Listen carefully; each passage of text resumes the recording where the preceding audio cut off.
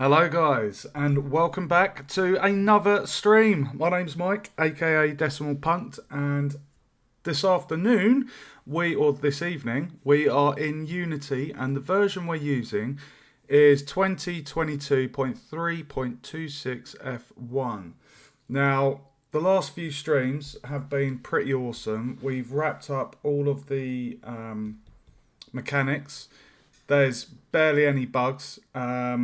And we're at the stage now where we can basically flesh out this level. So everything is in place. Really happy with everything we've done so far. I'm not going to do a playthrough of kind of what's happened in terms of what we've done. What I'm going to do is I am going to be basically putting the level in place. All of this area so far has been like the test area, if you like. It's very similar to how I was handling my first game in Unreal. So I'm going to show you the level design. So this is essentially how the level is going to be. At the top here we've got the player's start, and then there's a secret area there. We've got the couple of boxes that the player can jump on, wall slide, lava hazard, checkpoint. We've got the shooting projectile, an area with death trap at the bottom, and it's got the feather fall, and then the slimes, and then up here we have the moving traps, and then another room with a bonus gem, the puzzles, and the exit. So what we're going to be doing is we're going to flesh out the level according to this design. So no idea how long this is going to take, but we've got a lot of it in place. So I'm just going to get straight into it, guys. So what you'll notice is we've got this grid. So this is essentially, if I turn that off, that is essentially the background, okay? So we can also kind of make it less dull, so the background kind of pops.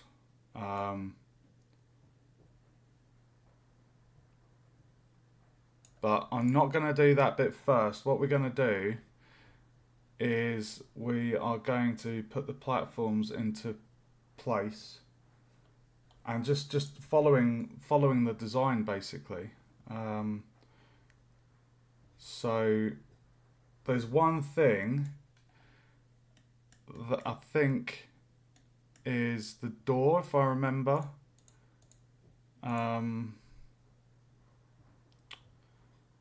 If I go to the doors graph,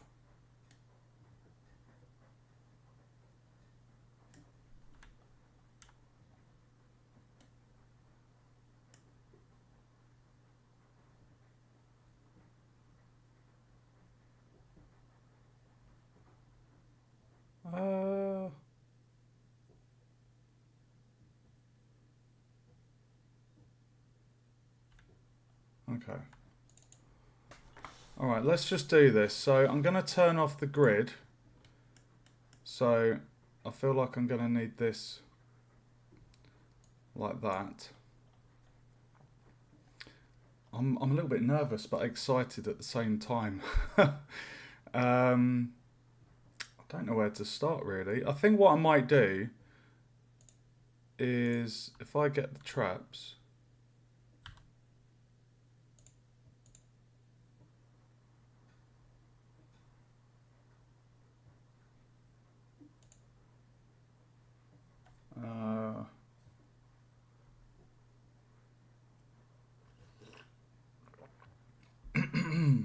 okay. I think if I actually just get rid of some of these.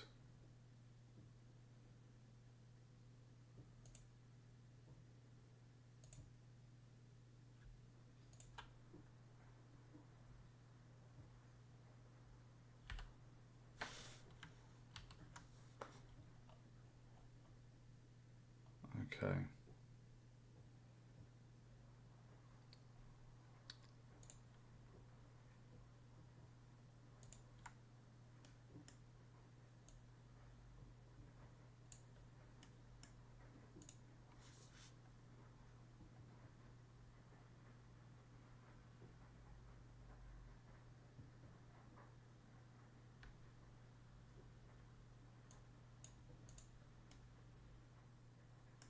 Now the platforms,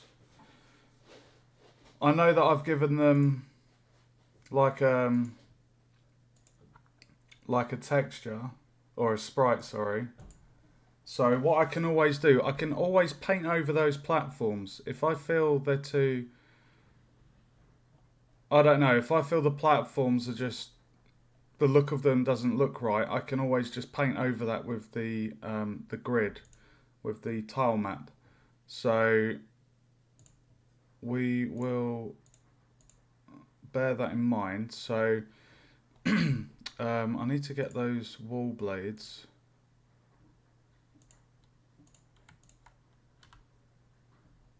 I'm just going to move the traps up here. Get rid of the platforms.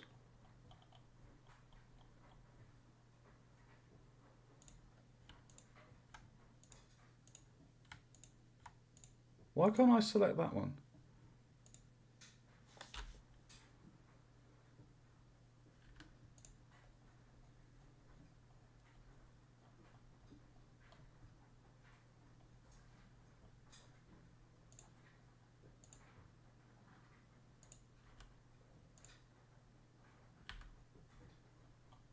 And then if I get all of the coins,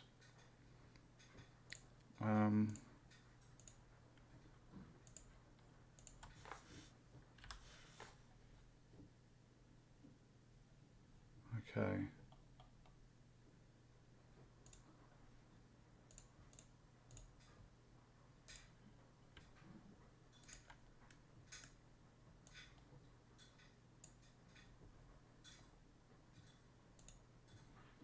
I kind of want to leave the player where they are and then just work around the player's position.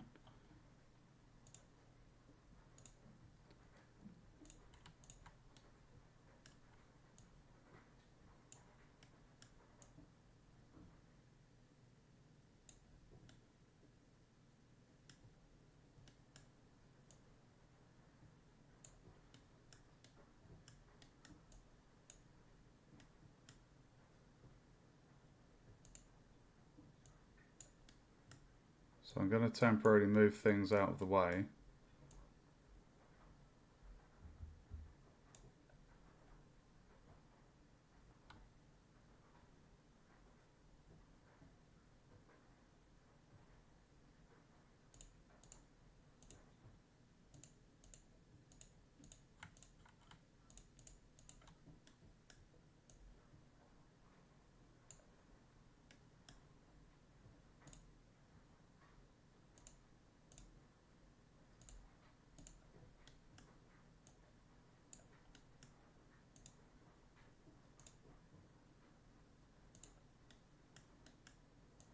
So we'll move those up there, and then once, as we work around the level, I only need one of the magic traps. And what we'll probably do, because according to my level design, it's facing the other direction, so we will change the orientation of that.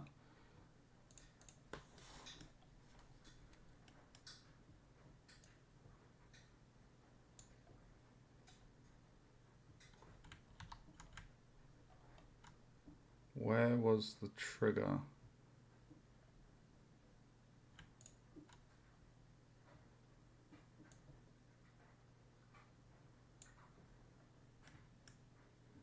I feel like that projectile wall trigger should go in there. And then I can get rid of the magic test area. Okay. So like I say, I've got all of these platforms.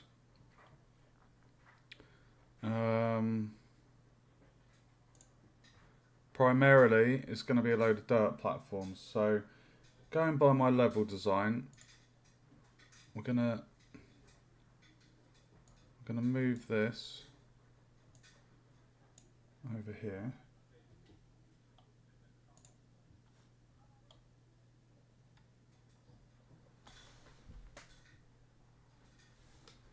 Right, so the player basically falls down, so I'm going to copy that and paste that. So if I show you the design, guys, this is the layout. We're starting in this area up the top. That's this is what we're going to start with.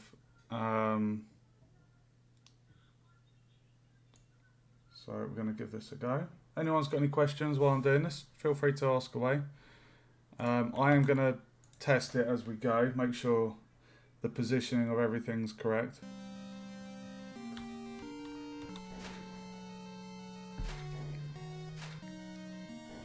Okay.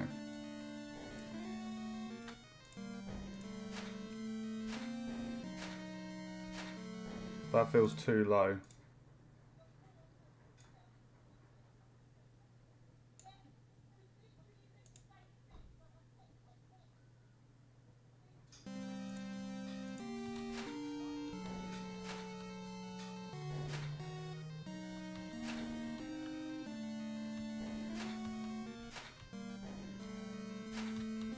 Okay, that feels a nice height. That feels a nice height, like we're not too close to the ceiling. If I brought that down one more, it would feel a bit too... I don't know.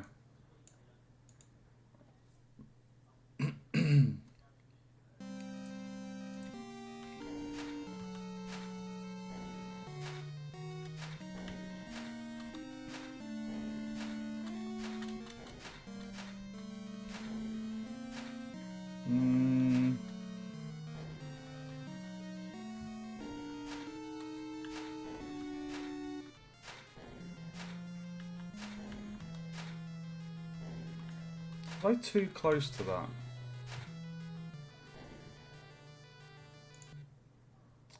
Let's do it full screen.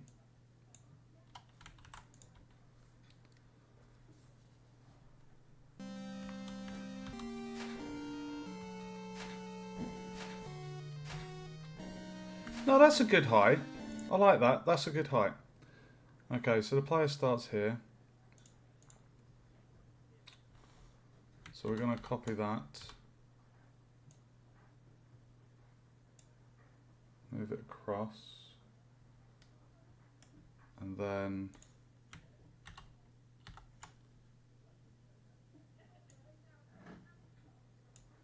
we're going to rotate this. I think it's on the Z. Yeah. So the player should be able to go through that.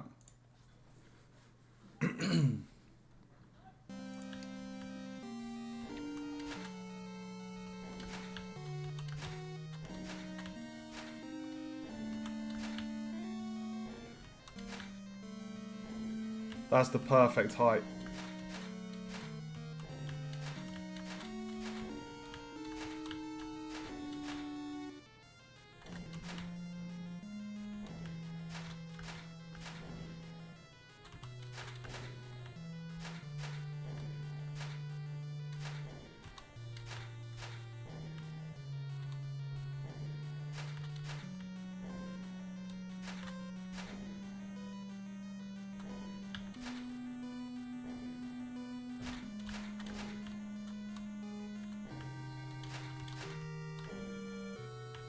Okay.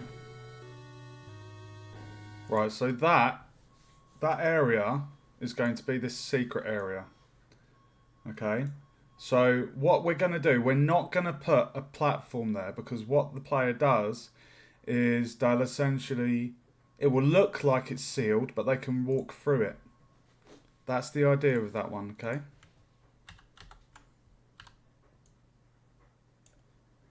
And what we need to do, we need to make sure that if the player's here, we don't want them to see that chest.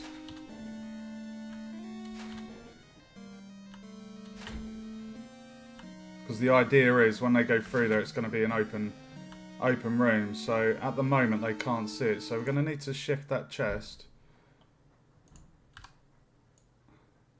Just about there. So we want to make sure that when they're touching the wall, they can't see that chest. Okay, so the camera, when it moved forward, you could. So we'll move that across just a tad more.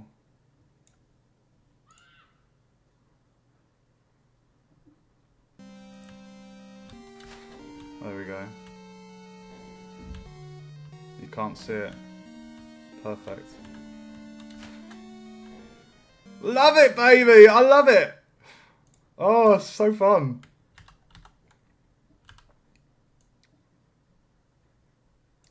Okay, that one's too big, so we're gonna... might go for a 2x1.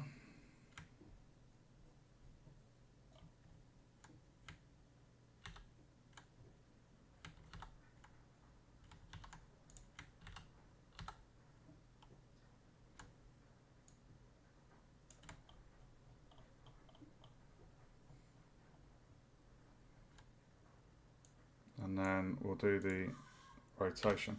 Like I say, guys, I know that the way I've done this, my prefabs, I've given the prefabs a sprite.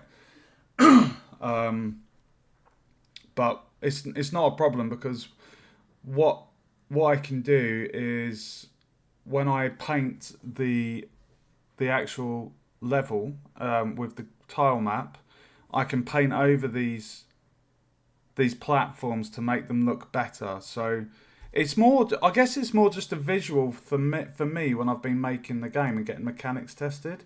It's more of a visual thing, so I can see like how many, well, what type of platform is and where it is, basically. So it's not a problem. Right, so this room is going to be small.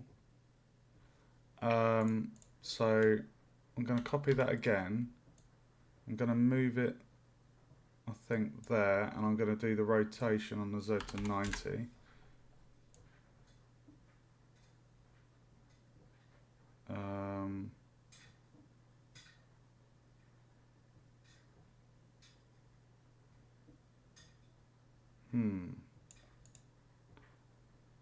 Have I got a 3?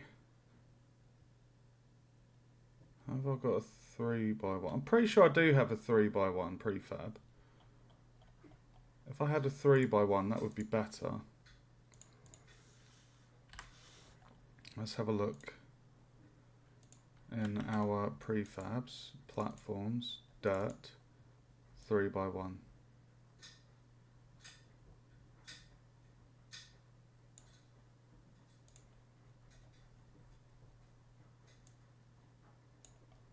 Perfect. Okay, and then copy that.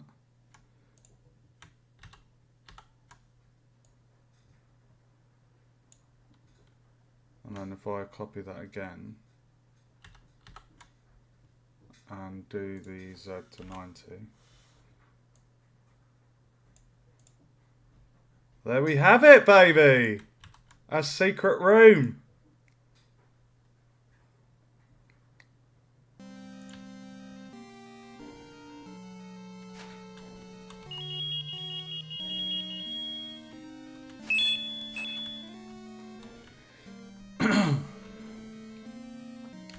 Oh, that's cool. So if I just show you guys, that is our secret room. Now, I did have 2 coins. I think I don't want to be too generous, because when I open that chest, it spawns 10 coins. If I had another 2 coins in there, it might just be a bit overkill. Like, they're going to get a lot of coins when they open the chest. So it's kind of like, am I being too generous? Feels like it.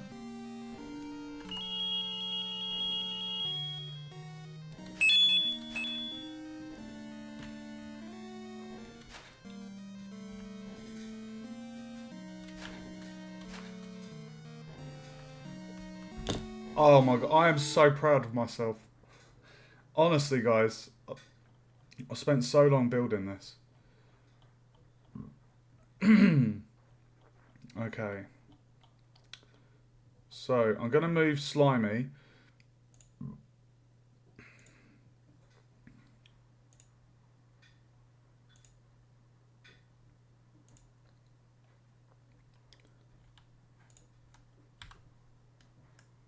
I'm going to move him just out of the way.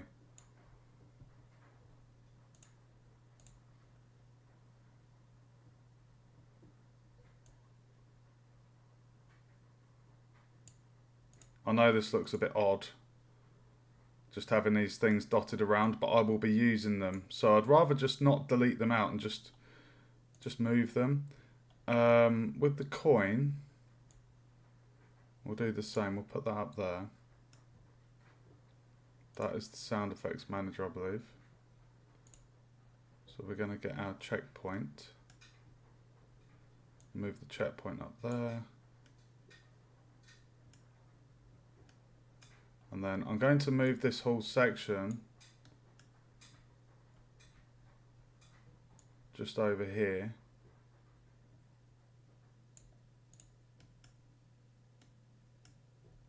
Okay.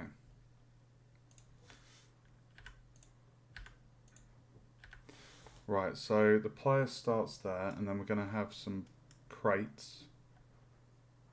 We're going to have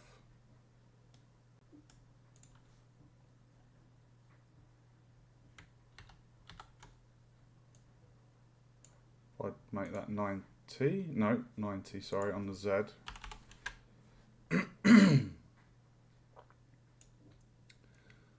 And then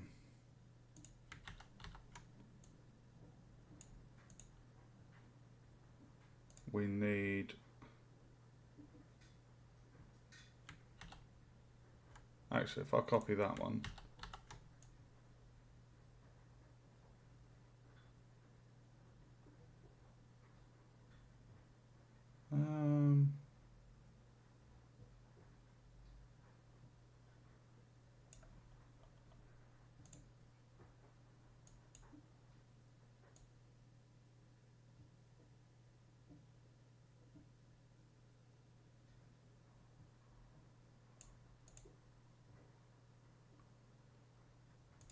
so we'll move that back a tad. And then we'll drop in a 3x1 there. Where's my 3x1?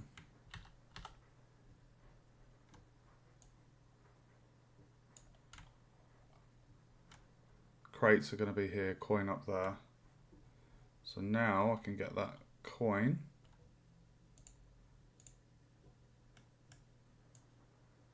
And put that there.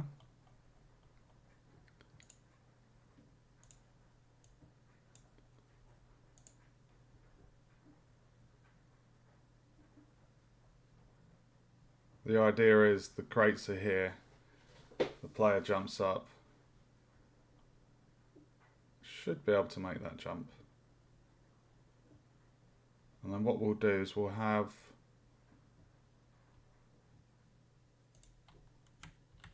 another 3x1 and then copy that. And then copy that one.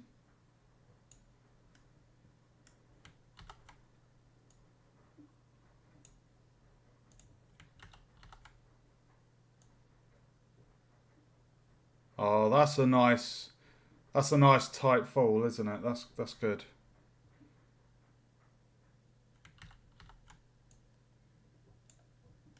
And then we were going to have a coin up the top there.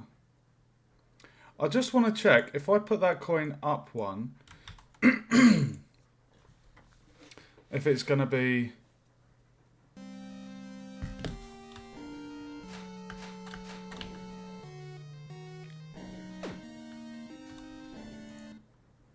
Hold on, where did I put the bat nav mesh? Trigger.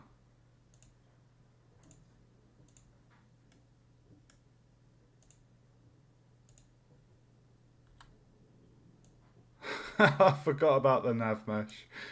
Okay, so what I'm testing here is, can the player reach that? There's going to be a crate. Hold on, why is the bat there?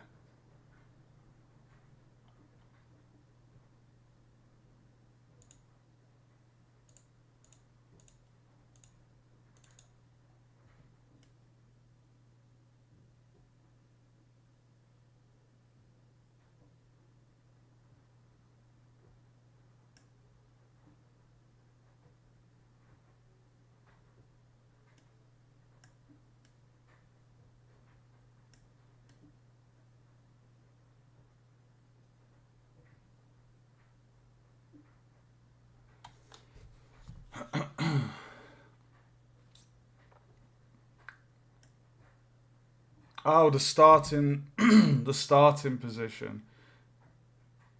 But to be fair, that should be working. Why is the bat? You can see the bat is all the way up the top.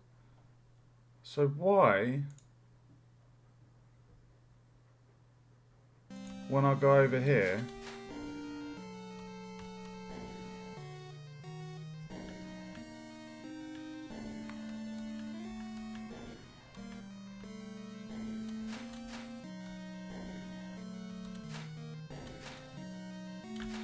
okay, we can look into that.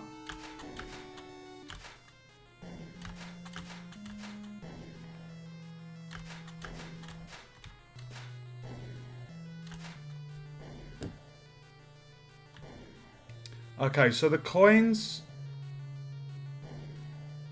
The coin is... I need to adjust that quickly.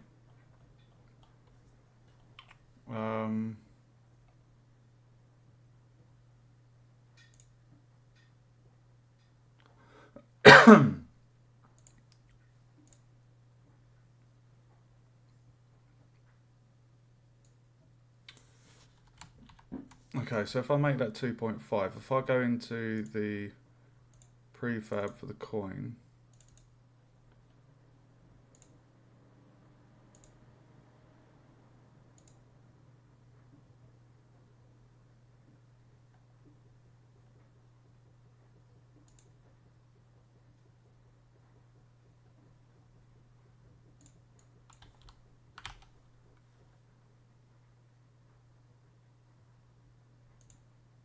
there we go, much better. Just halving that Y distance.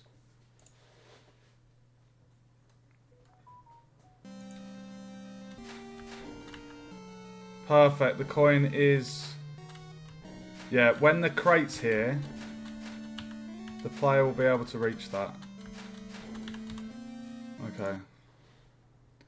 So, what we're going to do is we're going to get that coin.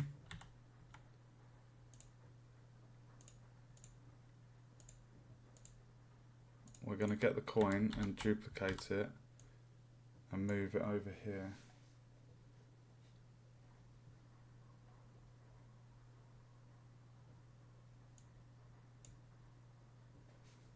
Okay, so we're lulling the player into going down. I need to quickly make an asset. Very, very quick and easy, guys. So if I just show you the level design, if I zoom out here, that, as you can see, going by what I've got there, if I just bring that over there, you can see the area that we're working in at the moment. We've checked the scale, like as we're jumping and playing, it's the right size. The player feels, you know, the right size. So what we're going to do, we're going to create a quick couple of boxes. We'll do this, I think they're actually prefabs, but we're going to just plonk some boxes here. So the player, I mean, they could do a wall jump to get up there, but I wanted some boxes. So I'll put some boxes here. And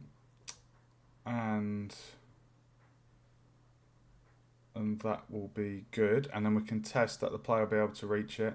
And what we'll do is we'll add the box collider so the player can jump on top of them, but we won't make it a trigger. So if I go into my asset pack,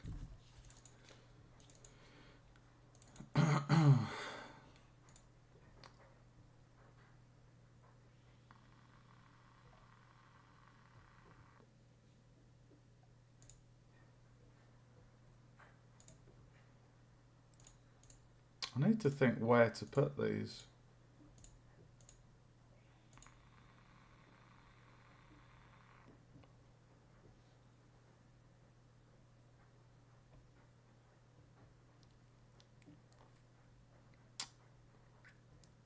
I'm going to create a folder called environment. And what we can do is we can have the grid in there. So we're going to create an empty and we're going to call this props. And then if I just drop that in,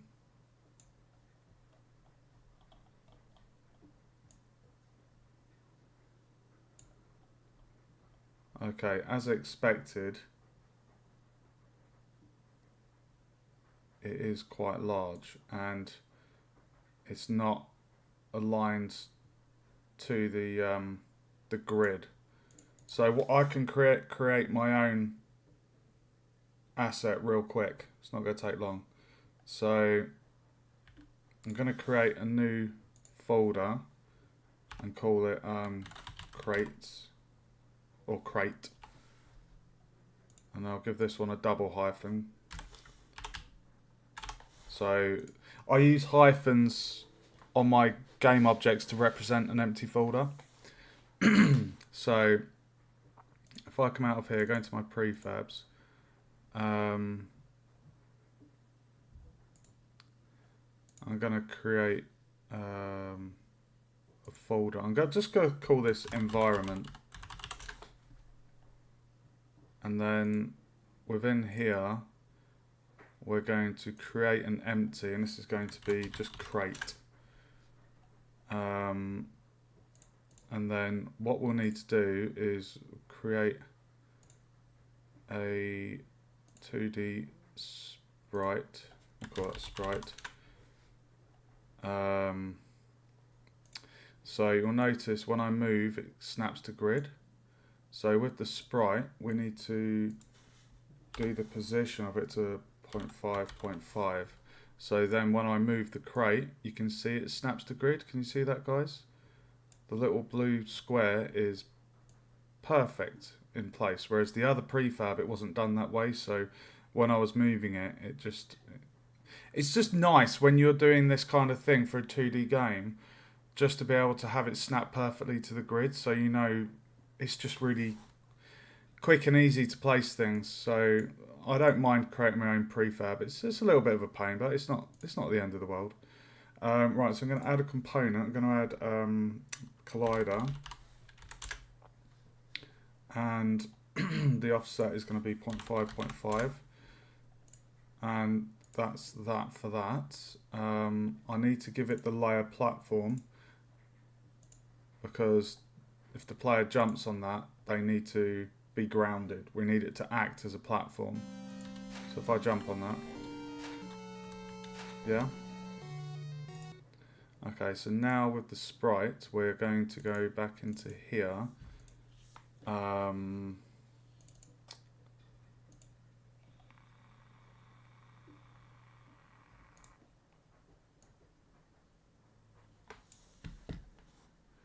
Okay, so that's quite a big one.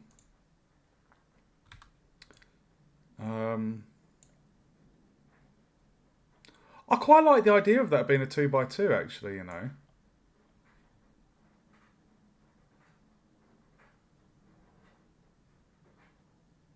I might have that as a 2x2. So what we need to do is, if I scale the size of that down,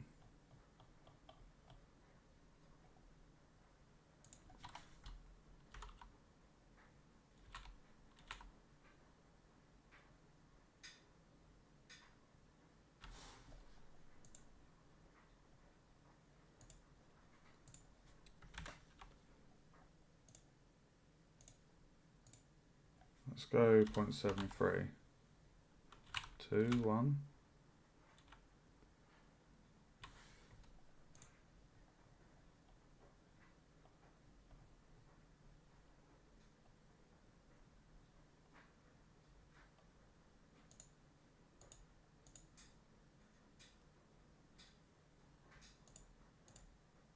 Oh, it's a shame they're not the... It's a shame they're not the scale of the other stuff. Majority of my props at the moment are 16 by 16.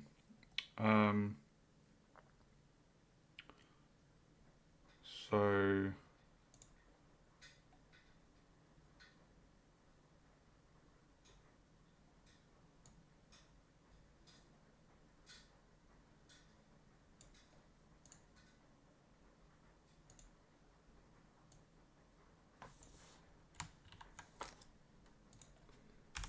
We're just going to have to play around with this, guys.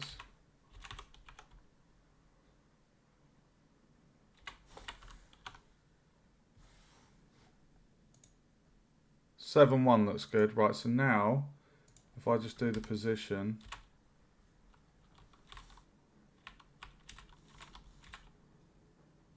9449. That looks just about in.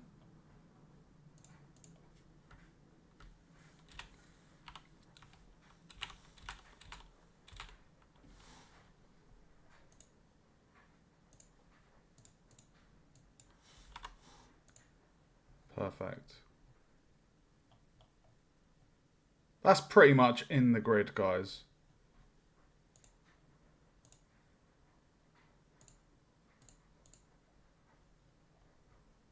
And then on the Y,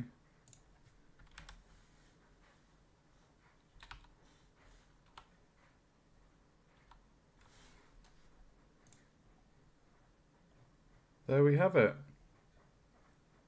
That looks pretty damn good. We know that our box collider is the right size. We've scaled the sprite and positioned it so it fits over the crates. And now, if I change the scale to 2, we have a big boy crate. But is that too big? Would you? I mean, you would.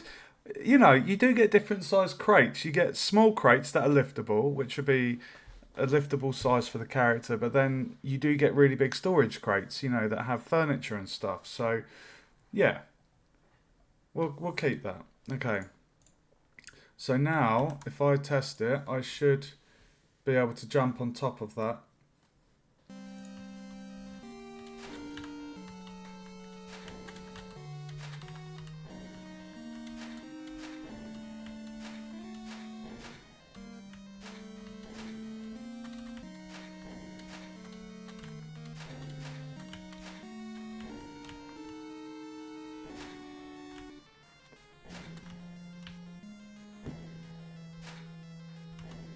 Looks pretty cool, doesn't it, guys? Okay, so I'm going to go into my folder for environments.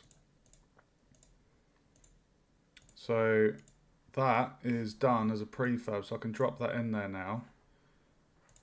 And we can move that into position. And now I can copy that.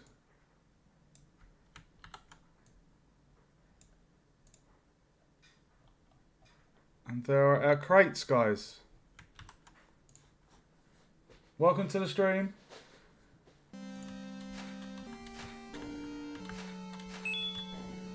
Oh yeah, they can reach that coin.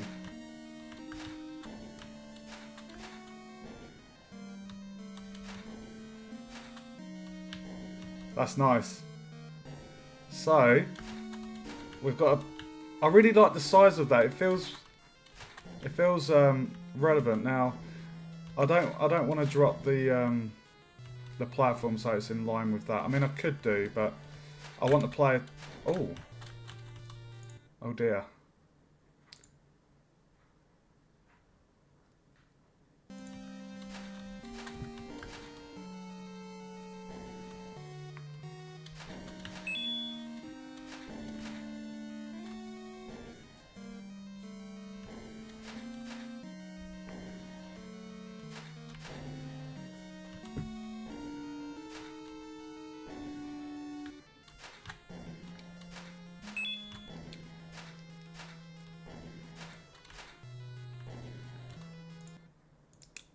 Just making sure I'm happy with that.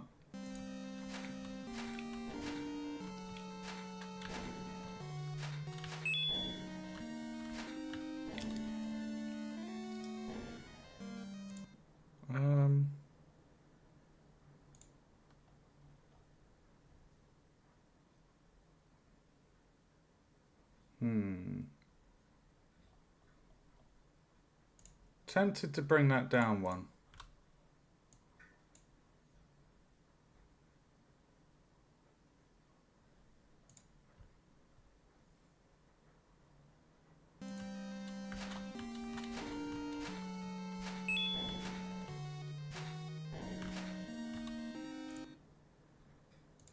I might actually put it on the wall.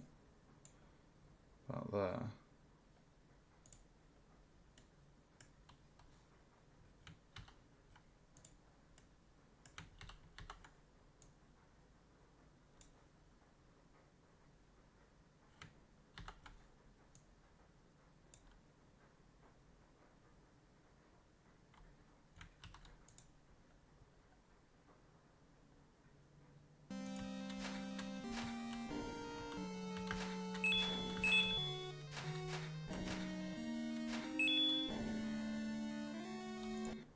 Amazing. Okay, guys. So that's where we're at the moment. We've got the player's starting position. This area here, when we add in the tile map, we're going to conceal this to be a hidden area. We'll put some barrels here that the player can run through. They're going to think by looking at it they can't go that way, but we're going to make it a passable, like, secret entrance. Now we're going to do the gem bit here, which you can see on the map. So we're going to create a wall slide section, and then we're going to plonk in our little alcove with the gem, and it's going to be fun. So we'll make this go down a bit more.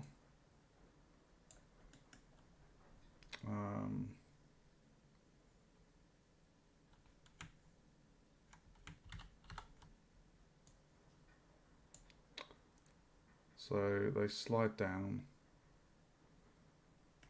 and then I think I'm going to make this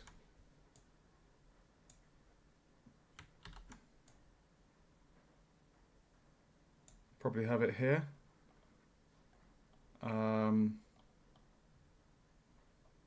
So I'm going to need a 2 by 1. So I'm going to copy that one from over there. Or have I got another one? We'll just copy that one. Set the Z-axis rotation to 0. We'll plunk that there. And what's a good size that's the height of the character? I think a 3 by 1. Yeah, that's a nice size. We'll copy that. We'll do the Z rotation to 90.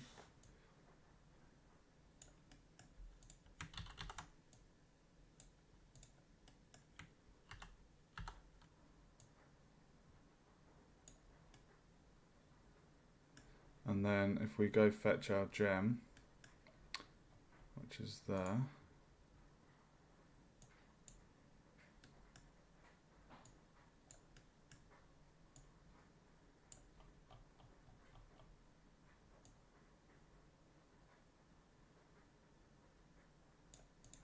nice, nice, love it. So if you're not on the ball, you're gonna miss that. Okay. Let's move some more in. Actually, just to make sure that the walls kind of fit, I'm just going to do a 3 by thingy there, and then we'll move that one across. Okay, we need a couple of coins down here, so I'm going to copy my coin.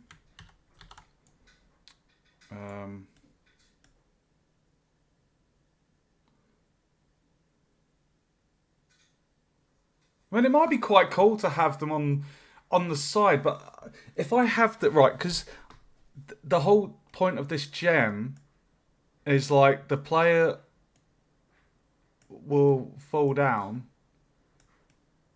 The player will fall down, and if the coins are all in a straight line, they might stay in that kind of position. They'll be like, oh, if I just stay in a straight line, the same position, I'll collect all the coins, which will then make them miss the gem.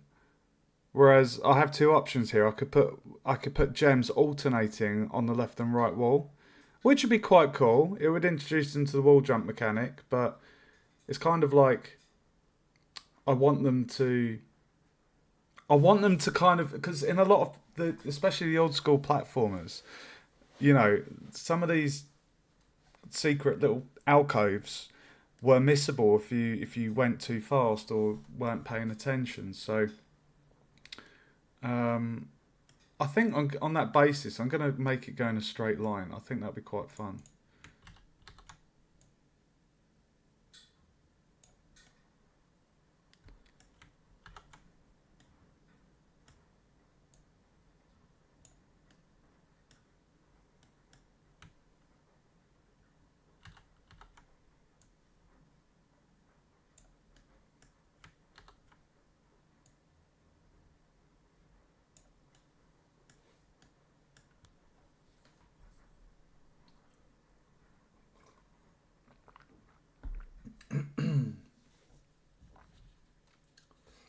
Yeah, no, that would be pretty cool, dude.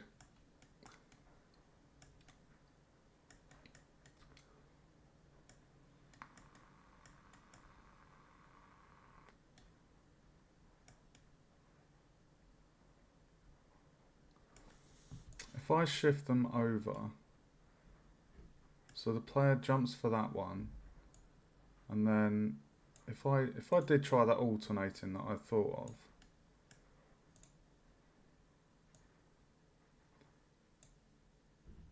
you got to bear in mind that that camera is going to you can see the distance it shows, but bearing in mind the HUD is kind of blocking a section of that. So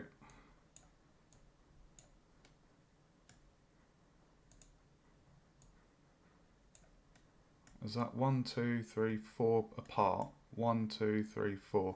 Okay, that's a good thing to do. And then I think that's it. Going by the level design. If I zoom out, 2 coins, 2 coins, 2 coins. And then we'll have the lava area. So the lava area is essentially going to be one big ass area.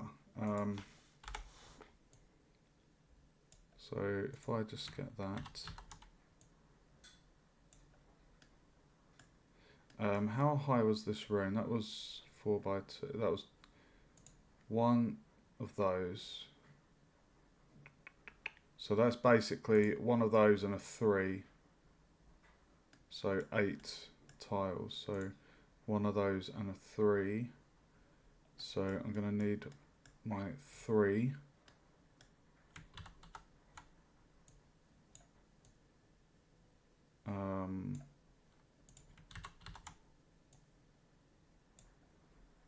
Okay, let's give this a little test and see how it feels. So we've got a secret area on the left.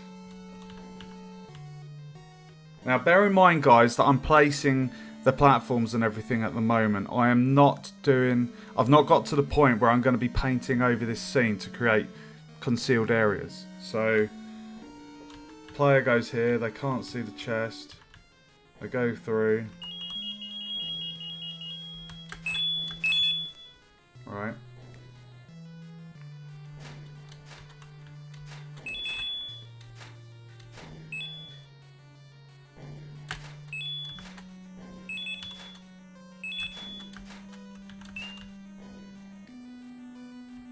Dude, that feels quite good. That feels really cool. Let's do that again. I love the wall slide. That took me... I can't remember how long. I think it took me 6 hours. It was either 6 hours. Yeah, you can't get back up there. Yeah, it took me about... Was it 6 hours or 9 hours? Or 8? I can't remember. The lava one's been the big one. But that wall mechanic I am so proud of. Like, it's been very difficult because the player controller is super complex. Right, so this area we're doing now is going to be the lava. So I'm going to steal the block.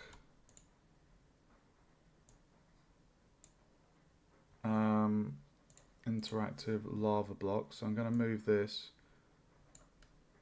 down here.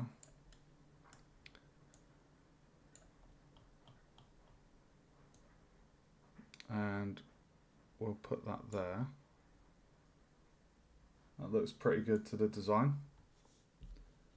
It does look good, doesn't it? It's really cool. It's so cool, bro. Like, and also, if you're next to a wall, and if you're falling, you'll just fall. But if you actually push left against the wall, it adds a bit of friction.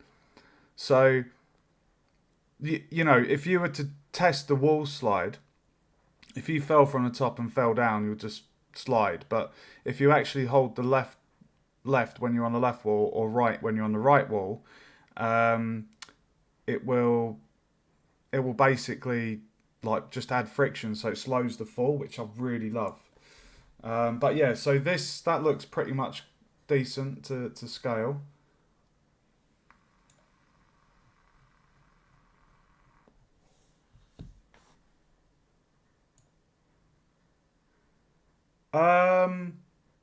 That's a good question, dude. That is a good question. But if they do, you know, it's up to the player. They play how they want to play. But the idea with the lava block is you push it into the lava to be able to create enough of a jump to reach the first platform in the lava hazard. So that's what we're doing there. So I'm going to grab the lava hazard.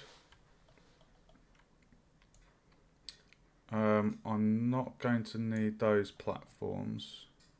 So that one, this one.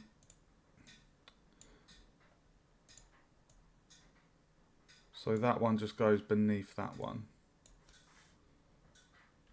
Okay. Oh, we need to get rid of that. Because that section is for the end of the game. It feels like I'm playing with like Lego. Like I'm moving bits that I don't need at the moment, and then I'm grabbing the bits that I do need.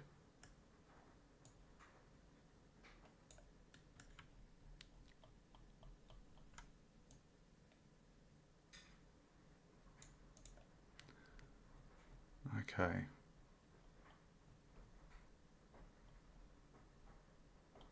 Alright, is that enough of a gap? I mean, that looks pretty faithful. If I zoom out, it looks pretty faithful to the design there. We've got 1 block, 2 block, 1 and a 1. Like, I'm happy with that as a distance. Like, it's not a massive lava pit, and the way I've got the lava, it basically will mess the player up. The way it works at the moment is really good. I think it's enough of a distance. It's a fun distance. It just adds a little hazard. So what we're going to do is we're going to add the platform, which will have the checkpoint. So if I just copy this one,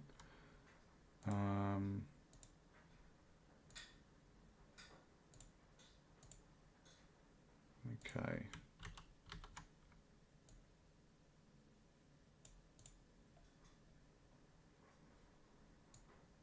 Yes, dude. Yeah. Well, that's what I did. I do this on my bus rides into uni. Like, if there's anything where I need to design something, I normally spend the journey planning stuff like this. And like I say, graph paper for level design, especially 2D, is phenomenal because everything's pretty much to scale. Now, obviously, in the game where I'm actually placing things, we're testing it as we're placing it. We're getting a feel for the space. Is it too big? Is it too small? Is it claustrophobic? We're making sure that it feels right when you're playing. But this sketch on design paper, graph paper, sorry, is is pretty much the layout, but obviously, based on how it feels when you're testing it, we can slightly extend or reduce areas. But yeah, I mean it looks pretty good. So let's just plonk these in.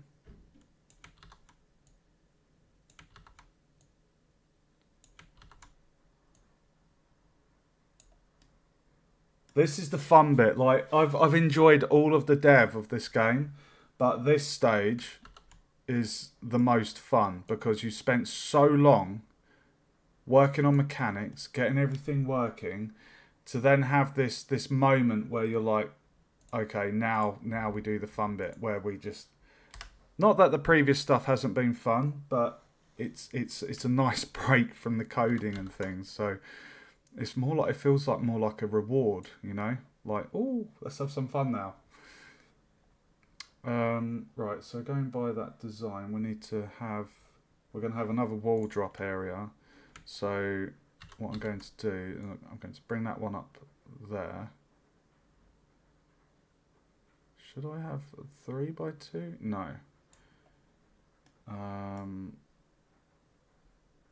And then I will get another one of those.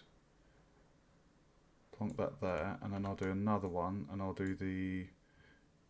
oh, actually, if I make this a 3x2... Sorry, 3x1. Move that over there. And then on the Z, set that to 0, move it back. And then we'll have a nice thin area for the player to move around in.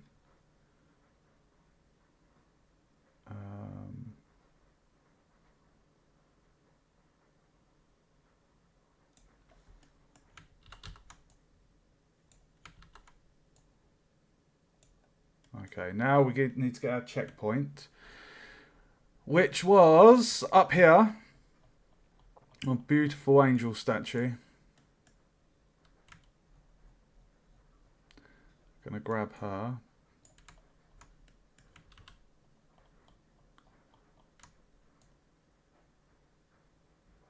So that's the checkpoint. So when if the player dies, they'll respawn that to that location. Let's have a quick play, just for the sake, because I know some of you might like to see the colour. If I just get my grid.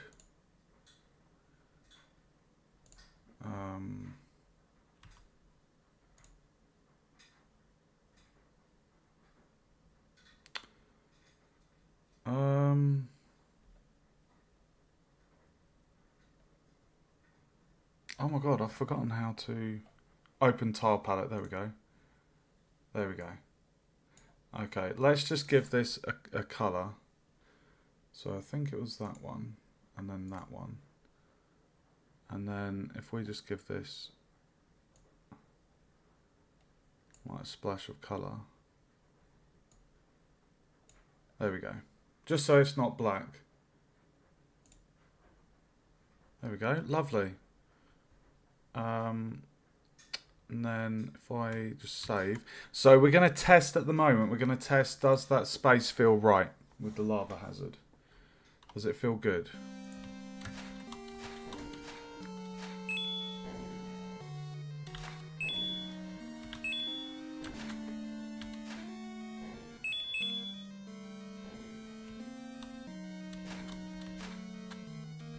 Oh, that is a good... Look at that. That is a good height. Oh! Oh no! That was the bit. No! No, no, no! Right, I remember what happened. There was one game object I had where I specifically set the coordinates, and that was because oh, the way it's coded. Oh, that's not a problem. Right, let me quickly just go in. Right, I need to jot this down, guys. Bear with me. That was funny as hell. Right, so if I minimize the grid, checkpoint, pickups, platforms, hazards, puzzles, that.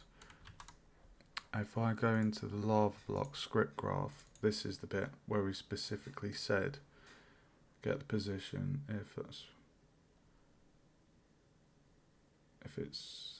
okay, right, so it's 0.2 adjustment, so we need to basically what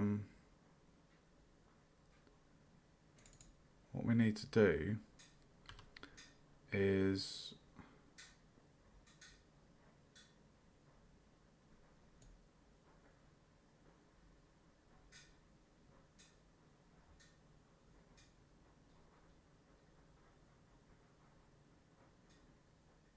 right, so that's the value there on the, so copy that X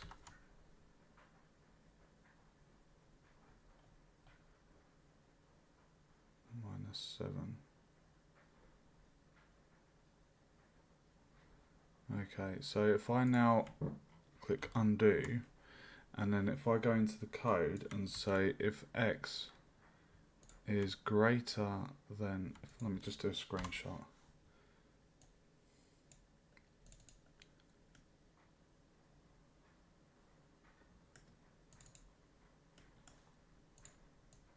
Right, so we're saying if it's greater than that,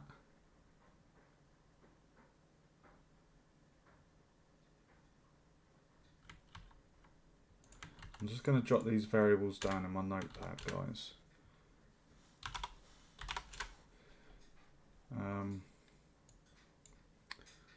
So 18.2, and then that would basically be the same, but with a +2 at the front. So that would be, I think that's correct, -7. But we need to know what the we need to know what the Y is. So let's just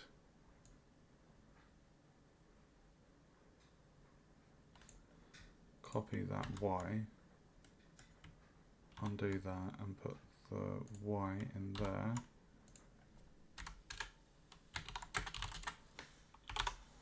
Okay, let's give that a go. So that's the only game object where I'm specifically mentioning the coordinates. Fingers crossed that works.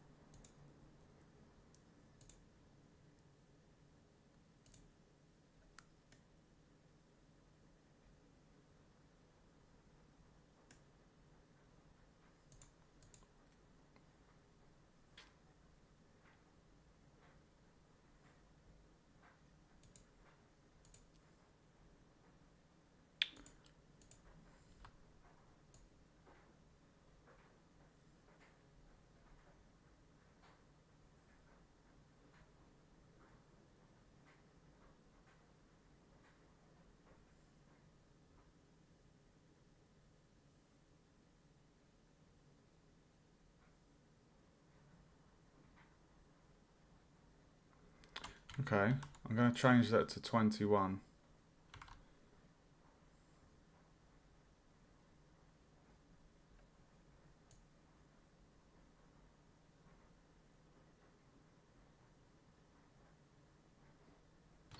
Not sure.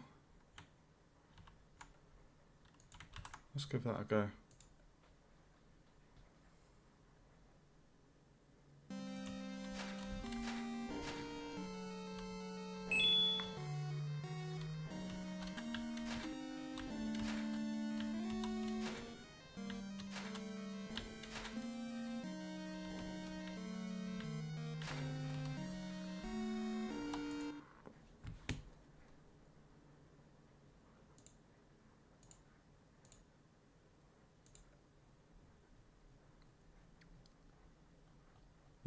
numpty.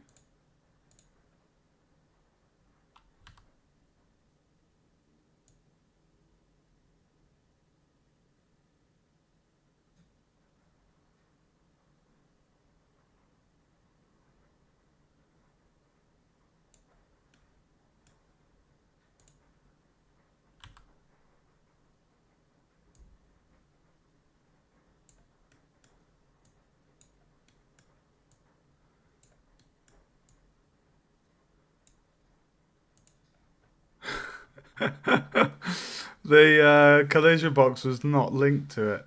Right, so why is that block being a bastard? If it's greater than...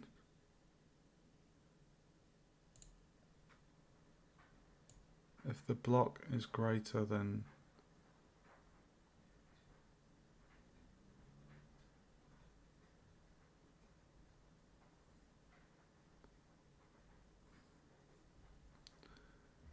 If it's greater than 21, which is at that point...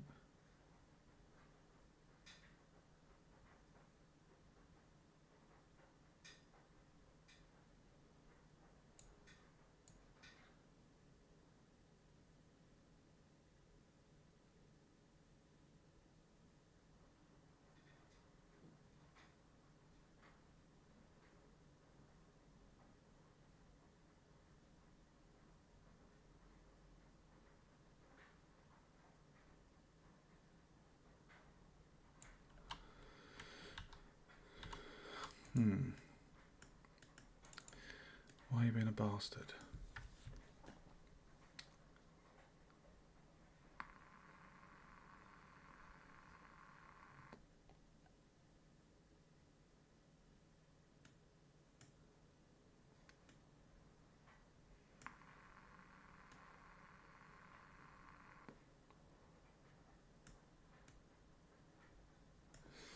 Why that...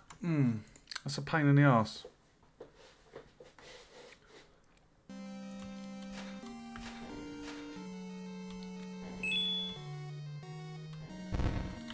That should be going down.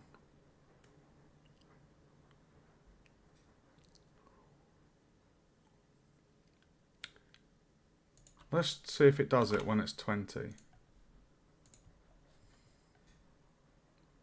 Welcome to the stream.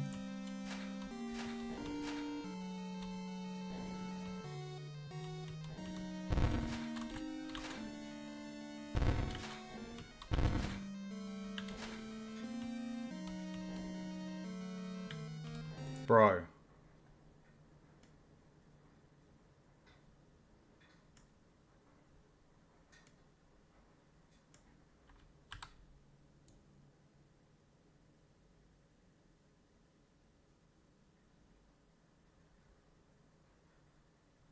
I'll tell you what, I'm gonna let me copy that X. Undo that. Right, I'm gonna try something. We'll try that one. And we will do that. See if that works better. Fingers crossed.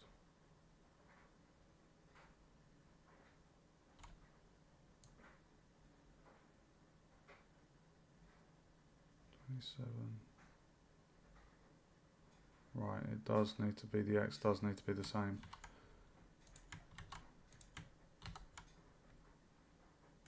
I hope that works. Should do.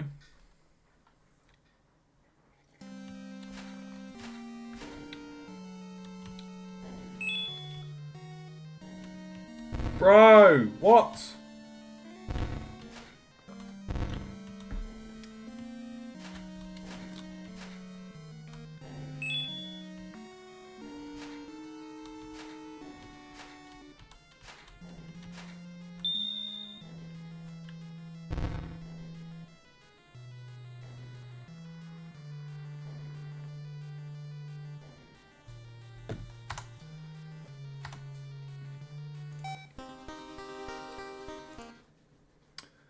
Dude, why is this block being a bastard? get the X of the block. If it's greater or equal than that, can literally see the coordinates there.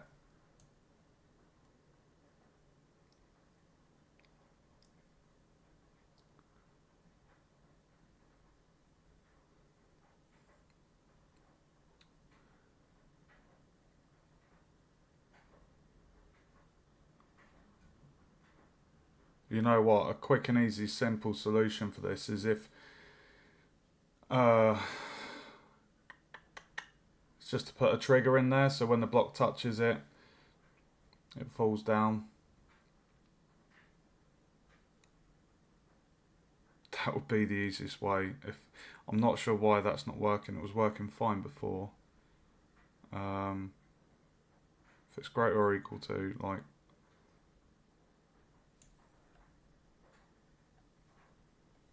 yes. Yeah, it's in here. So when the player enters the trigger, we move it.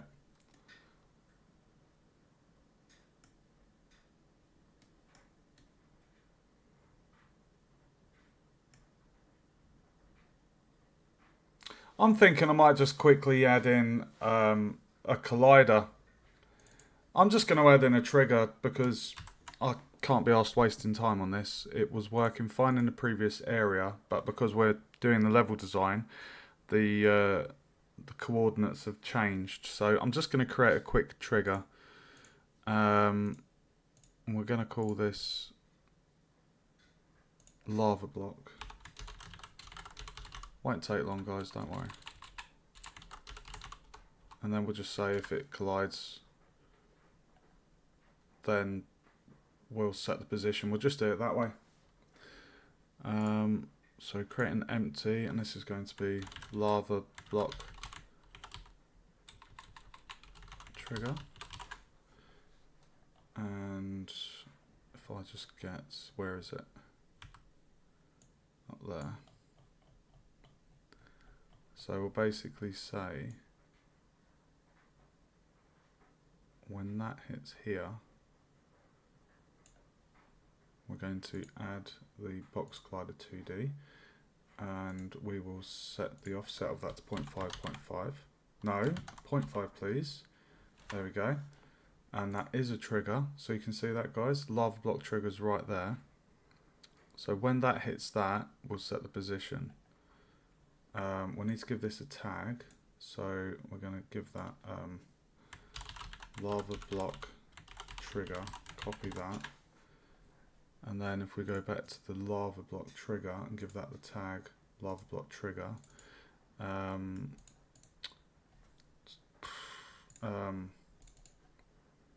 me just paste that in Notepad. This is a quick fix, guys. There's many different ways you can do things, but I'm just going to do it this way. It makes sense. So this handles the movement, but then in the up here, we're going to want to say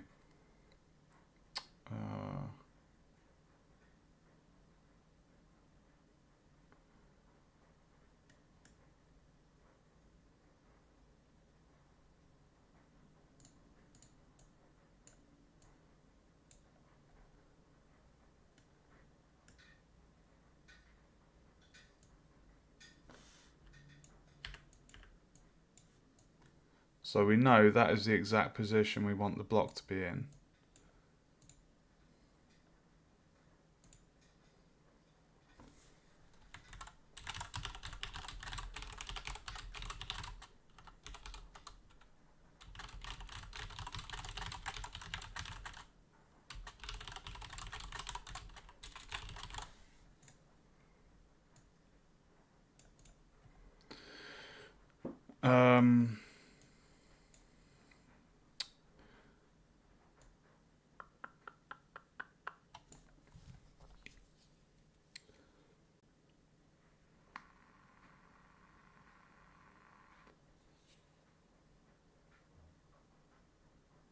Okay, we'll just make this a sequence.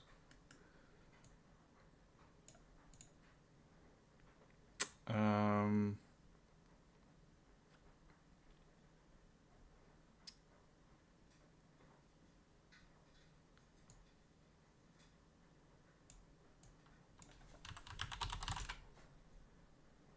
so we're only going to have 2 steps for this. So the first is if it's the player, and the second is if it's the lava block trigger. No, no gravity. That is the easiest way to make a movable block. You just add a rigid body and then it's got gravity. You can move the block and it reacts. The problem I had when I did that method was if my player jumped on top of the block, it would glitch out my player animation, and they would, because of the ground check, it was just really messing up my player character. Like the sprite was just glitching out. It was going all weird. So this method I've done here bypasses that glitch, and it still moves the block. It doesn't move it based on physics. It just moves the sprite of the block, like it moves it across. So, you know, it's an alternative method. It might not look the same as if physics were enabled and it had a rigid body, but it still does the same thing. Like the player moves into it, the block moves with, you know, the player. So it still does the same function. So, yeah. Right, I need to copy that lava block trigger. So now we're saying we've got 2 sequences. We need to plug that up to there. So the first sequence, I might just move that one down actually. So the first sequence, if the block collides with the player, that handles the movement. If the block collides with the lava block trigger, sorry, that needs to go in there. That needs to go in there. So if the player, if the lava block collides with the lava block trigger, then we move it down. So let's give it a go, shall we? I'm hoping that's going to work. Quick fix, didn't take too long. Fingers crossed. Welcome to the stream, guys. Got another one.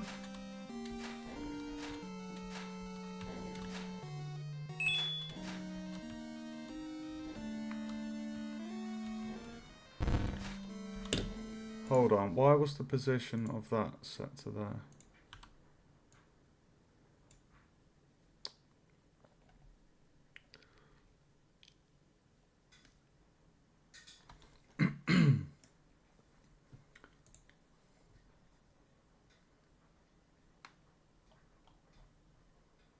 Oh, I need to make the scale of that a bit bigger.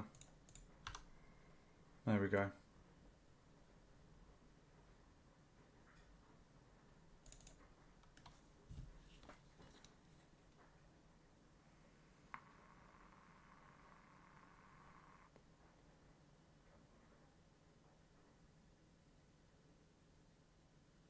We have another option here. I think what's happening is it's doing both things here. So what I can do is I can do a stay on trigger.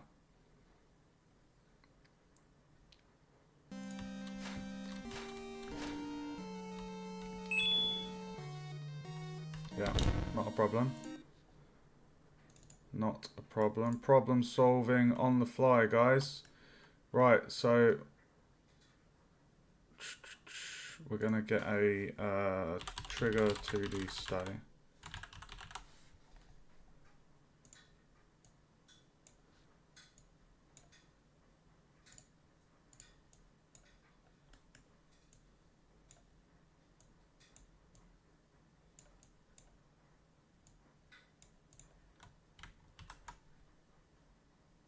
Trigger stay, lava block.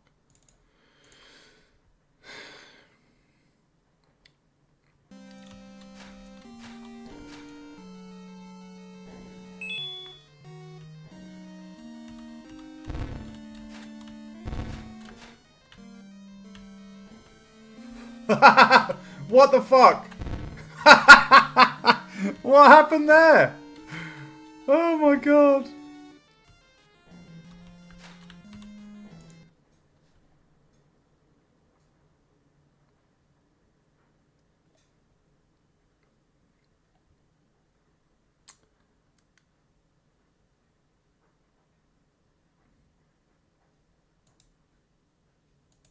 Include platform. Let's see if that changes it.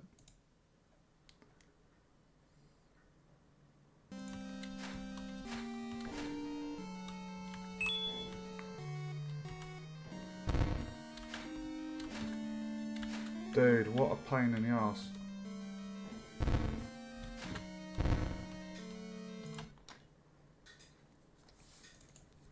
This was working perfectly fine in the other area.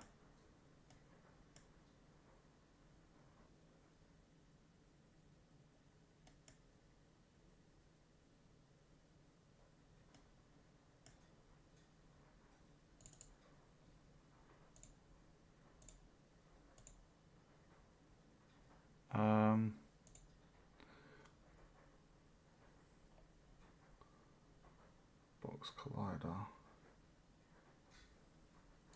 Just give me a moment to problem solve this, guys.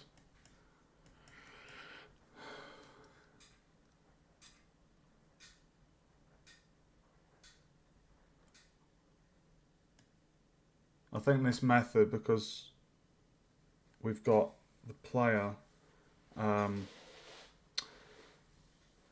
the trigger entering of the player, we're moving it. Then we do get the rigid body, then do that.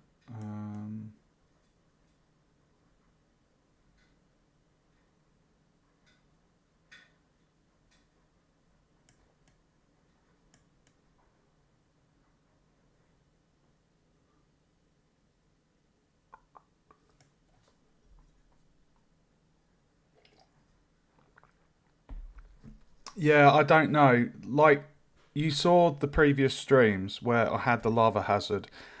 I had the block.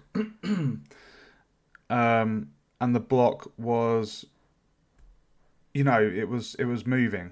So it was doing what it needed to do. But because I've taken it from its original position where the code was fully, you know, functioning, I'm having to redo the coordinates.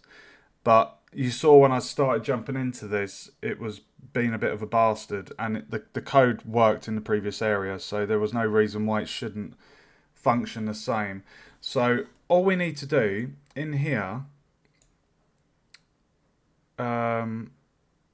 what this sets the position and turns off the trigger. The only trigger. 1 second. So the box collider isn't. That box collider isn't the trigger, it's the capsule collider that's the trigger, because that's the one where if the player's touching it, they can move it. So I think what the problem might be is...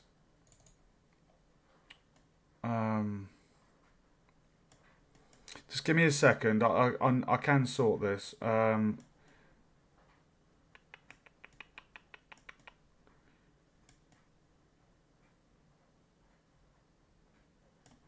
If I just unplug that, and then if we get, I'm just going to write down the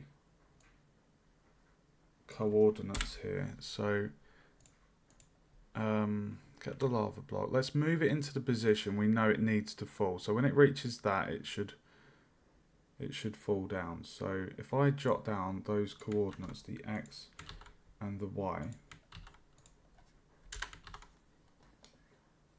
right, those are the coordinates, and then if we move it down,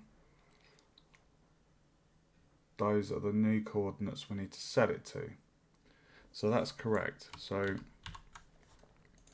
what if we get rid of this sequence and we just had the one?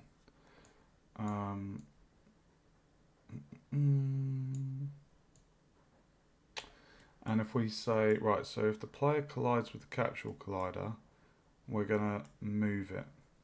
If it's greater than that. So this moves it. I see what the problem might have been was, yeah, okay.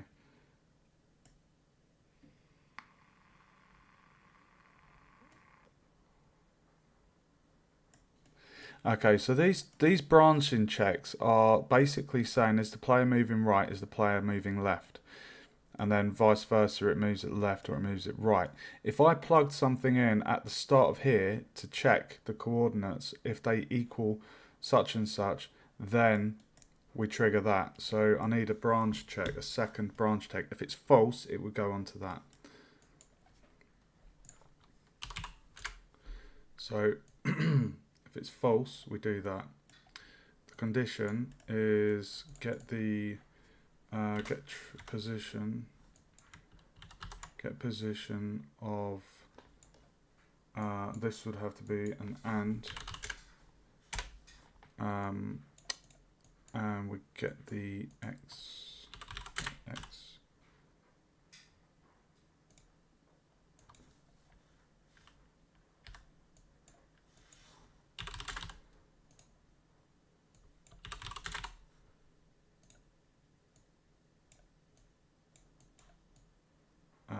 So the x equal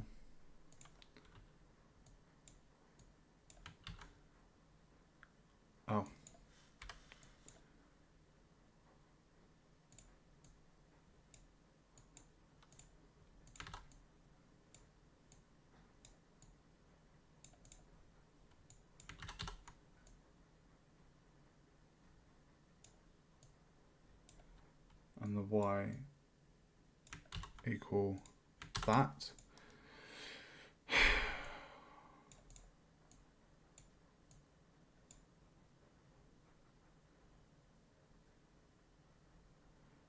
And then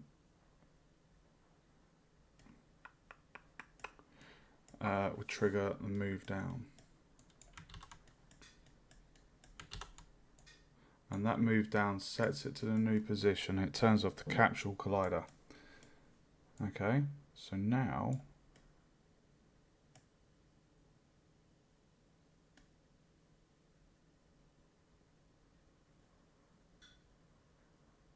that needs to go to set position. Sorry. There we go. Okay, so that check. So we're basically saying if the coordinates match that, we move it down. If they don't, we move it based on the player's movement. So then if I copy that, and I have to do the same for this section here, because this section here is for if it's moving left, I think. So I'm going to get rid of this nonsense. I'll probably get rid of that lava trigger. Oh, sorry, Brad, I've just seen your message. Oh, sorry, I've already replied to that message. Sorry, dude. I thought you'd sent a new message. Okay, so we need to have another branch that comes off of the true. Oh my god. I didn't intend on doing any bug fixes while I'm doing the level design. I was on a roll, guys. But we can't have any bugs in the game. So, you know, bug fixes are needed.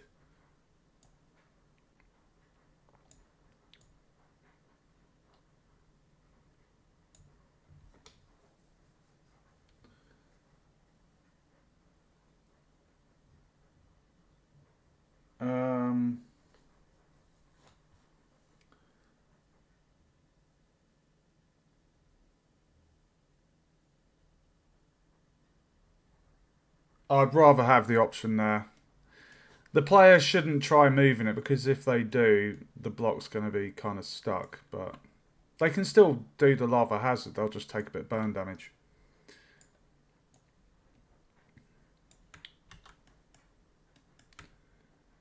Right, so I'm going to move that down here, and then that goes in there. Right, so off of the true, that goes into there, and then the false goes into there. And then that whole trigger that I set up, I could probably get rid of that. Let's just get rid of that trigger quickly. Lava block trigger. If I just get rid of that tag.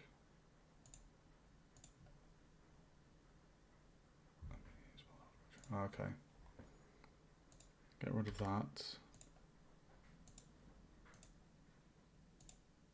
There we go. Right. Let's give that a test.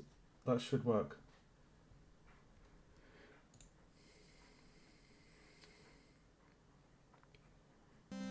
Keep your fingers crossed for me, guys.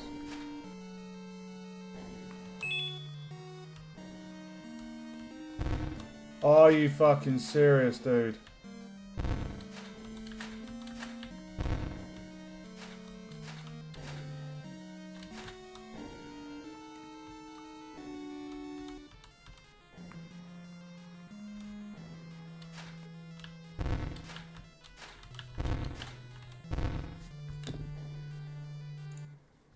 You bastard.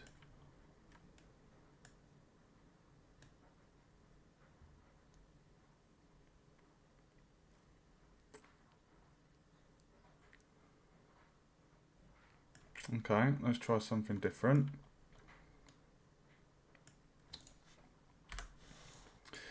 Dude, I was in a roll placing things in a level.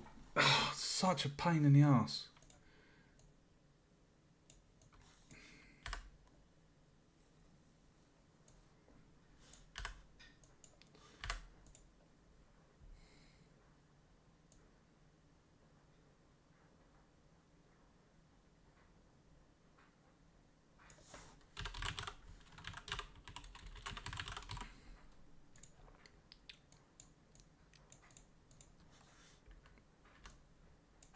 Please work. Just please work for me.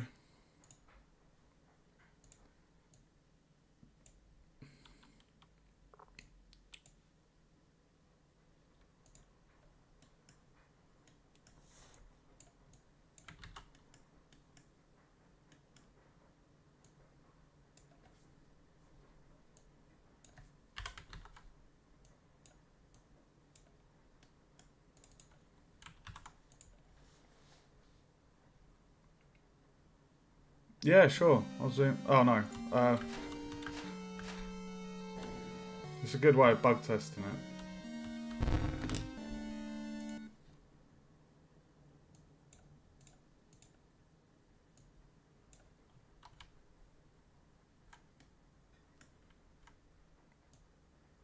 Ooh, it's a little bit big.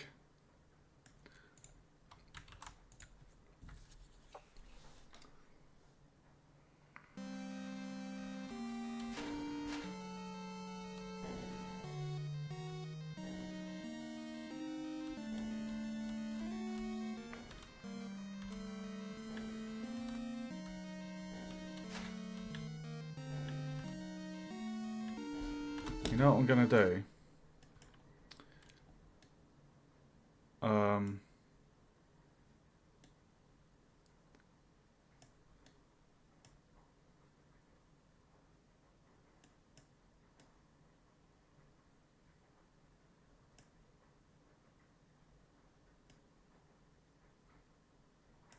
That should have been moving it though.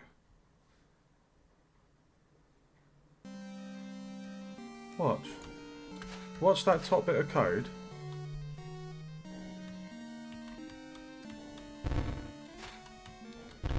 Why is it saying? Why is it saying the X? Oh, hold on.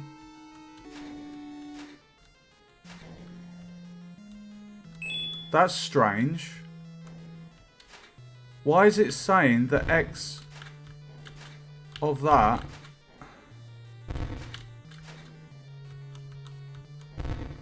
The X is not the same as...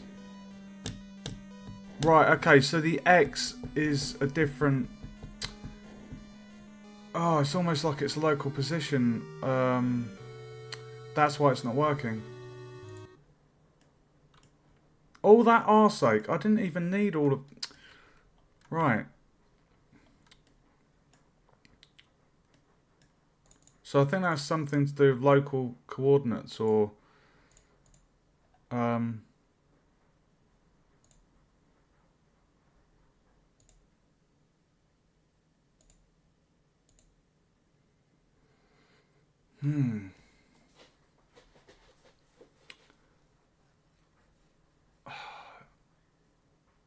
Get the position. Maybe we need... Is there a different position? Because you saw that. It's when I was pushing that, the number was not the kind of world position. So that's why it wasn't working.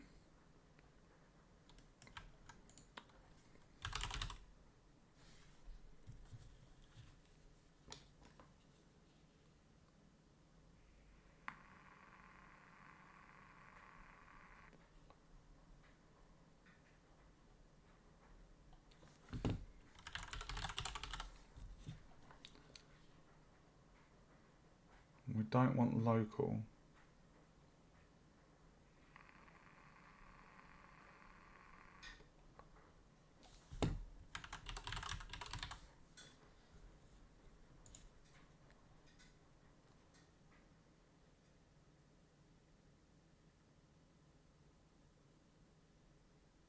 I guess it would be that, local position. Whereas that one... So it'd be local position, wouldn't it? I believe.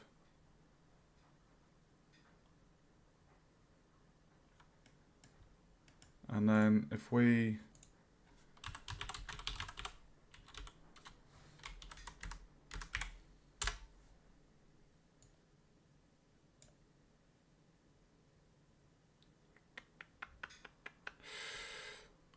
that goes in there, that goes in there. I do, most of the time, I do have the code open at the bottom there, but it's really good for problem solving. Like you saw there, guys, I spotted the number on the X, and I was like, dude, why is it that? So it's to do with its kind of relative, or yeah, there's obviously different positions, so we'll do that.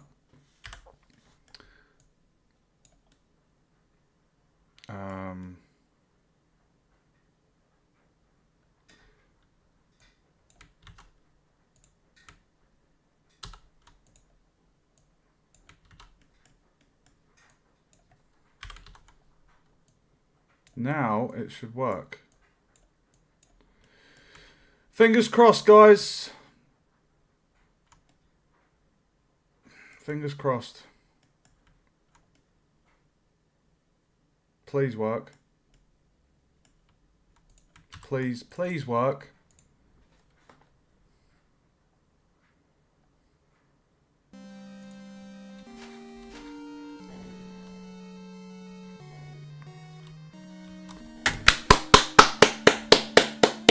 Give yourself a clap on the backs, guys.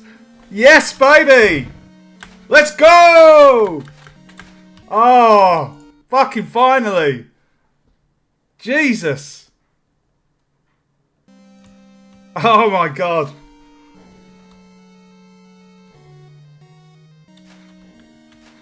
What a pain in the arse that was. What a pain in the arse. Woo! I feel like I've lost half hour of dev there, just fixing that problem.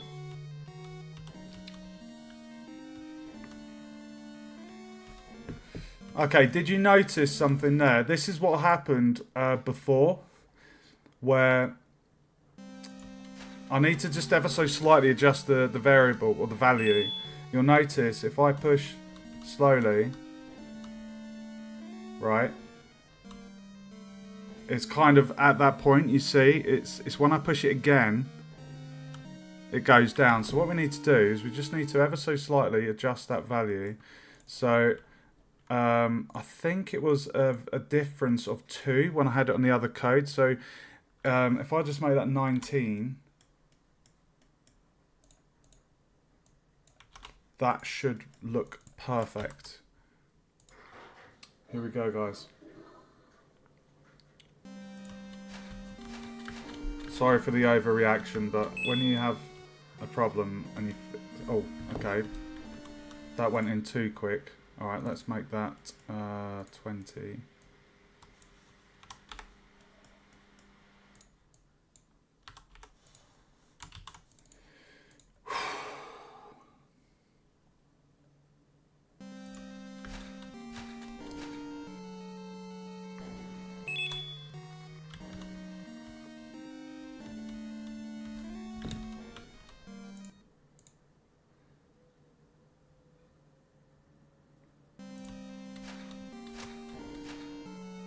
Okay.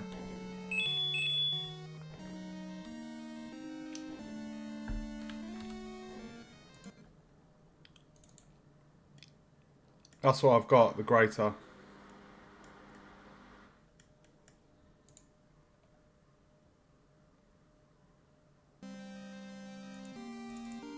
Just give me a minute. Let me just... Let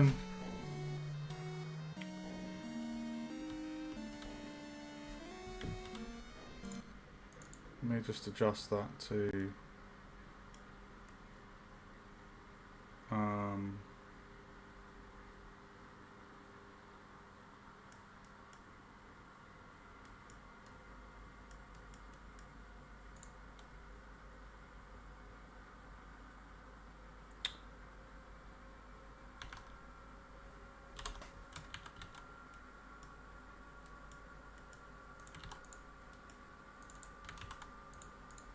One sec, guys. I'm just going to do it this way because it is working. I'm just fine-tuning it so it looks just right. So perfect. That worked good. And if I just do that slower...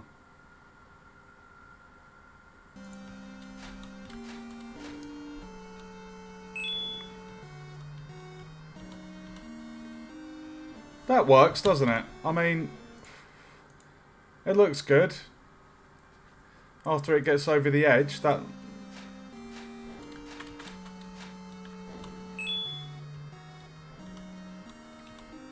That works, doesn't it? I'm happy with that. You think 21.5?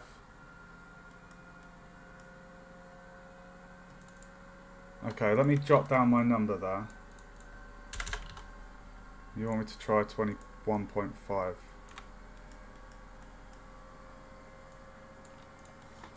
It's like the lottery, this, isn't it? Pick your numbers. Pick your lucky numbers.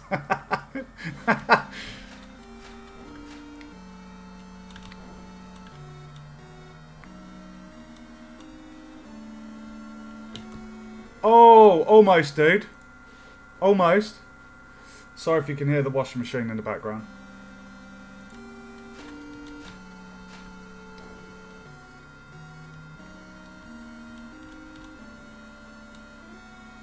Yeah, okay. Brad, we'll go with 21.5. You picked a good number there. You picked a winner. Now go buy a lottery ticket, quick. It's your lucky night, mate. Okay, let's add that code in. So I just need to... GG, guys. GG.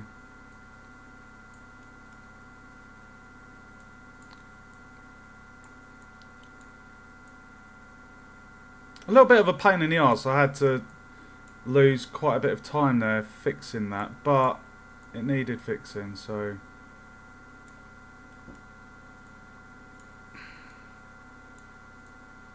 And we're going to get marked on our tidiness of the code, so I do my best to try and get it as good as it can for Unity. Bearing in mind, Unity's Visual Script is nowhere near the level of Unreal's with the nodes to tidy code. So, you know, there's only so much you can do to make it look tidy.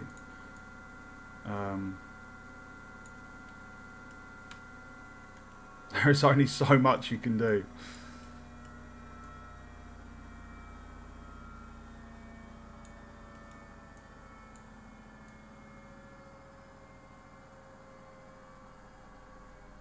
There is only so much.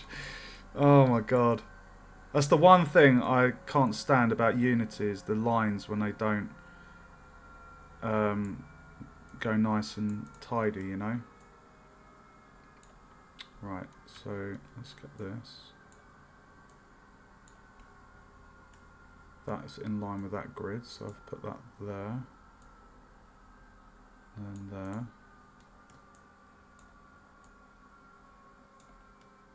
There we go. Luscious. It's about as tidy as it will get, isn't it really? I mean, I could move this up a little bit, I guess. Maybe put that... No, that's what I mean about the lines, just... It's so heartbreaking.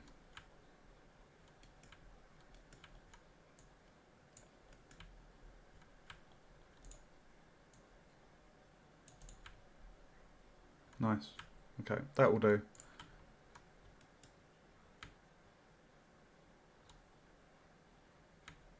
Okay. Let's just test that one more time, guys. Dude, yeah, well, it's a good thing to have when it comes to this. Who wants to look at messy code? Who wants to look at that? If you're looking at something and someone's done a pig's ear of it, it's not going to be easy to read, you know? It kind of helps when it comes to this thing. It is annoying because obviously, you know, it costs me time, but it looks good. So, I'm happy. Look at that. I've changed the way the lava works so you take burn damage if you stay in trigger. And then boom. We're back at the respawn, baby! Yes! Right. I need to just test the jump height because I'm going to put in some coins as per the level design. So I'm going to tempt the player to risk it for a chocolate biscuit. And we're going to have some coins in between the jumps. So you kind of like high risk, high reward, you know? It's like, are you going to try and get a coin and potentially risk falling in the lava? So, no, it's all good, dude. I don't mind. I'm not super bad with OCD. Like, I've not been diagnosed with it or any nonsense, but I know I like, you know, there's certain things that just being tidy. Right, so that is the height. Now, my player's square is actually from the waist. It's more like here, and I can show you that.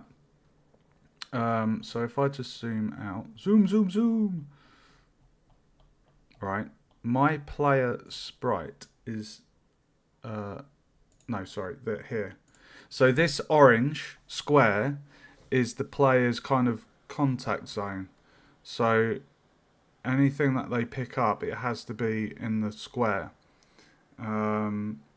So what I need to do is make sure that the coins are at a height that the player can kind of make contact with.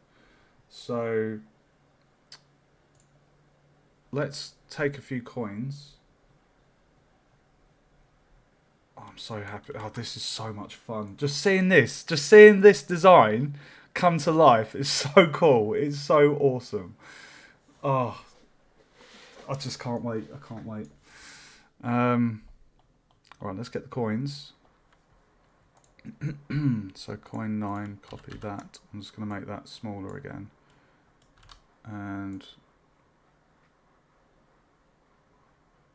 I think that's about the height, isn't it?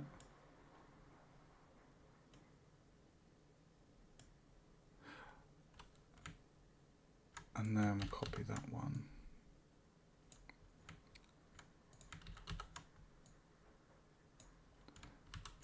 That should be the right height. And then one thing I needed to test as well was, can the player make the jump without moving the block? That's one test I need to do. It's not a bug test, it's a design test. We're making sure that the jump is doable. So I'm pretty sure they won't be able to make that.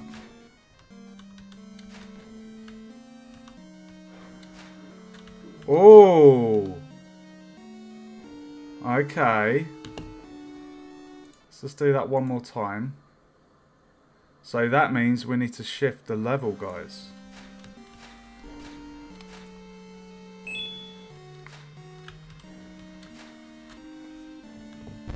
not a problem.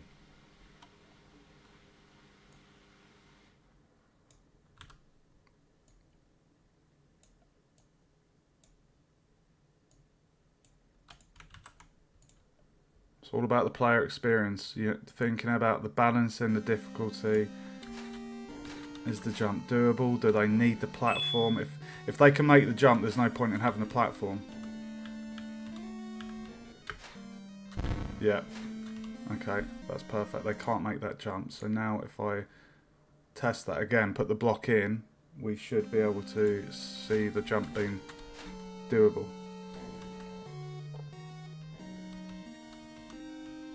Perfect. Nice. That worked really nice. That worked really well. I'm happy with that. GG. Okay, that is the lava hazard done. So next up is a vertical drop followed by the projectile trap. Now this is going to be fun. This is kind of like, you could kind of think of this trap as the bullet torpedo shooting things in Super Mario. You know, the big black bullets. Kind of, I guess, similar to that. I didn't base the design on that. It's just I wanted a magic projectile that looked awesome. So what we're going to do, we'll zoom out. Zoom, zoom, zoom. So we need to... We're going to give them another coin. Let's give them another coin. I'm feeling generous. Lucky number 13. This is coin number 13. I'll plonk you up the top there. Okay, so we're going to copy this, bring that down. And what we have to bear in mind, guys, is the player's camera. So remember, that white box is the player's camera. So I don't want this area down here to kind of be too close to the lava. I don't want them seeing the lava. Okay, so we need to bear that in mind when we're doing that. So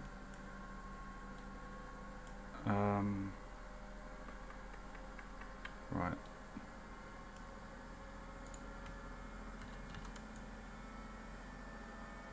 Give them another coin. I feel like Santa Claus giving out treats to the player.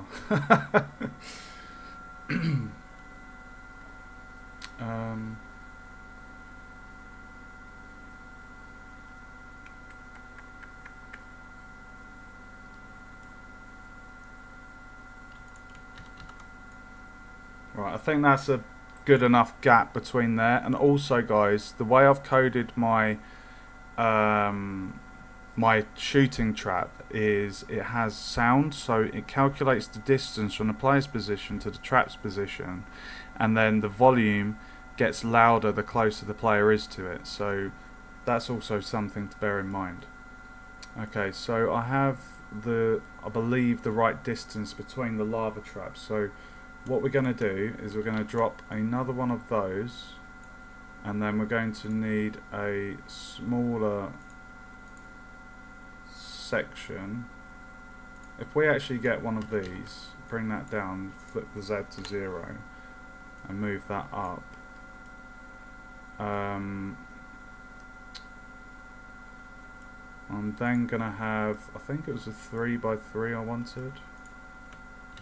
Copy that one.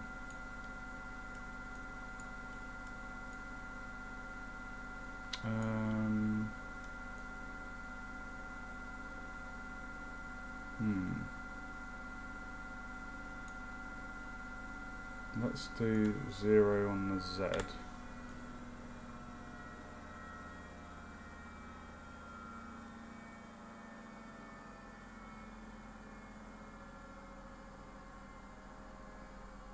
It's kind of going to be like that. So, and then if I get another 3, and then copy that and move that on the 90 on the Z. There we go. Copy that, move that there.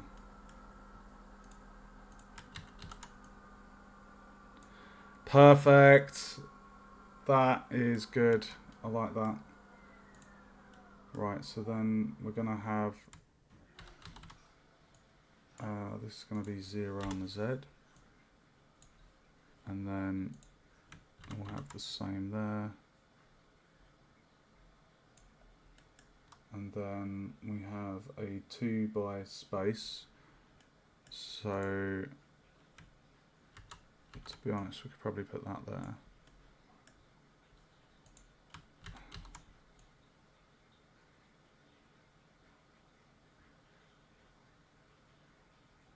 I know that platform's overlapping, but that's not a problem.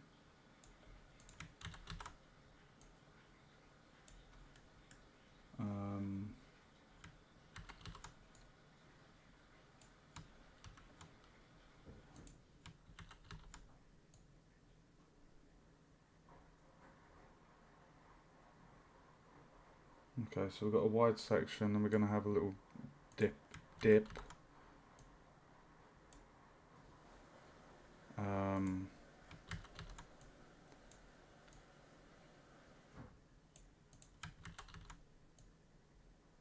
Oh, that's too small. Right, so we have 1, 2.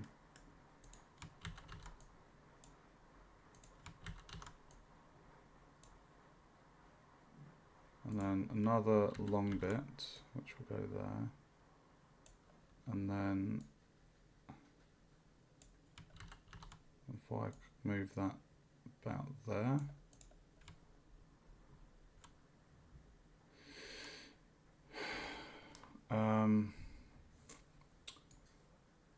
So if I just zoom out, going by the design there, they drop down, they go left, they go up, got a drop here with 2 coins, little safety spot, and then you have another wide one, and then this drops down to the next area. I'm just wondering if I should lower the roof, because I feel that might be, I don't know, it's hard to tell if that's too high. But what I'll do is I'll have the projectile shoot that way. Let's just put in the rest of these.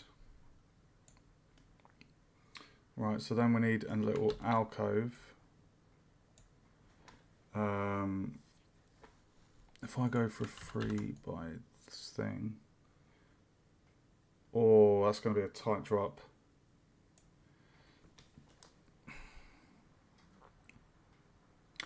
Oh, it would be cool to have 2 magic traps.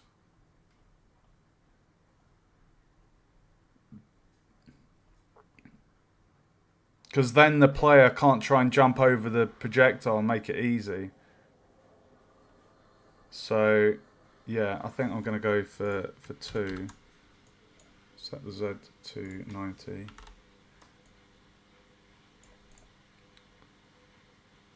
And what I can do,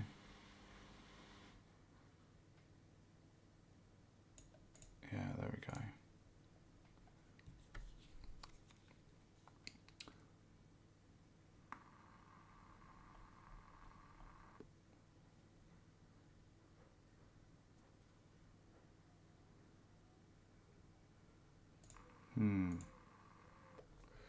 Do I have a 2 by 1?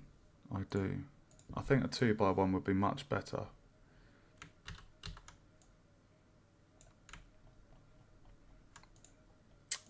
So get that, and to do the Z to 0. Get rid of the 3 by 1 and move that one up there. And then if I just got a 3 block, put that there. There we go. And then we can put the magic trap in there. So if I now go to my magic trap, where are you hiding? There. So Mr. Magic Trap is all the way up there. So if I bring him down,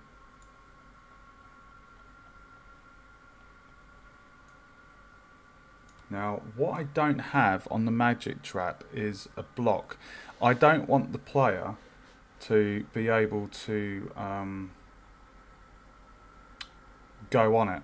So what I'm going to do is I'm just going to go into the prefab and I'm going to add a box collider. So it's basically a solid object. So go in here and we're going to add box collider 2D. The offset is going to be 0.5, 0.5. Bing bang bosh, Bob is your uncle. And the sprite is going to be flipped.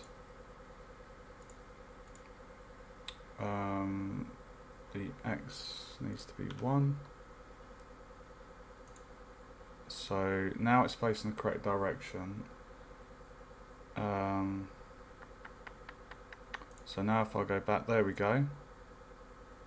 So we've got the trap. So I'm going to duplicate the trap. We're going to have 3. I think 3 is really cool. Oh, dude! Dude, that looks so badass! Okay, that's amazing. Right, so now we're going to get the trigger. And what this trigger does, guys, this trigger, all it does is when the enemy projectiles hit it, they get destroyed. So we're going to place that there, and I need to reduce the size to 2. Oh, sorry, that was the offset. Yeah, 3 is a good one. And the offset would be 2. 1. 1.5. Whee! There we go. So now that trigger, the projectile wall trigger, is now perfectly aligned with the trap spawners. So I do need to move the projectile wall trigger into here. So the lava block trigger is empty, so I'm just going to call this magic trap. And we're just going to plonk that in there. So the projectile wall is in there. There we go. We've got the magic traps. So the next thing we need to do, what you'll notice, guys, if I play the game, you'll notice that the projectiles are going to fire left, and that's because when I set up the magic trap, it was coded to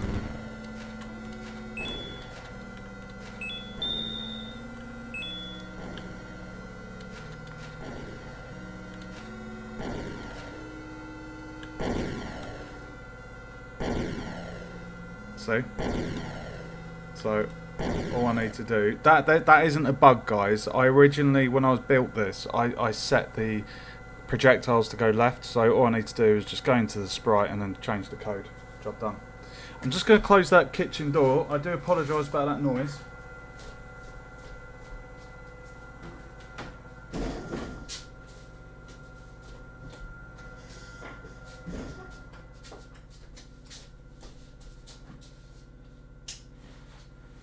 Oh, hope you guys are enjoying this stream. I am having so much fun finally seeing my level design come into effect.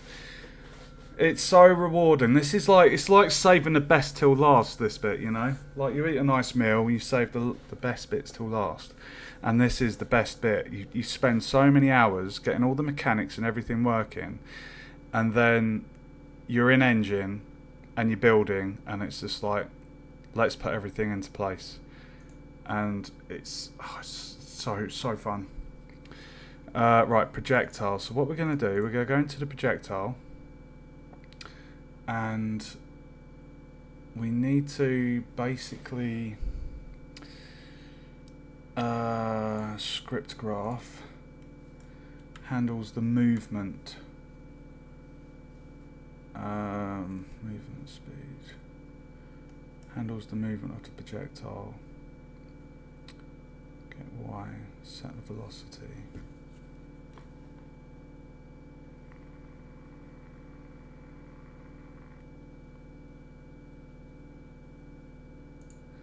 So the movement speed is -5. So if I just change that to 5, it's going to move in the opposite direction. Easy. Now we just need to sort the sprite, because that was perfectly positioned to be on the what's it? Actually, if I just do a 180 rotation,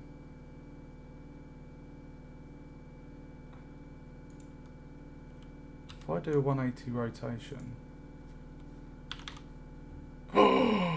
is it that easy? Did I just do that in less than a minute?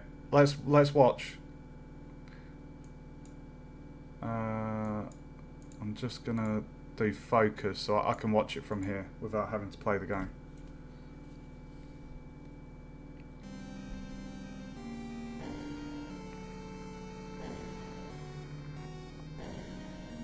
Oh, bro. Bro! Look at that!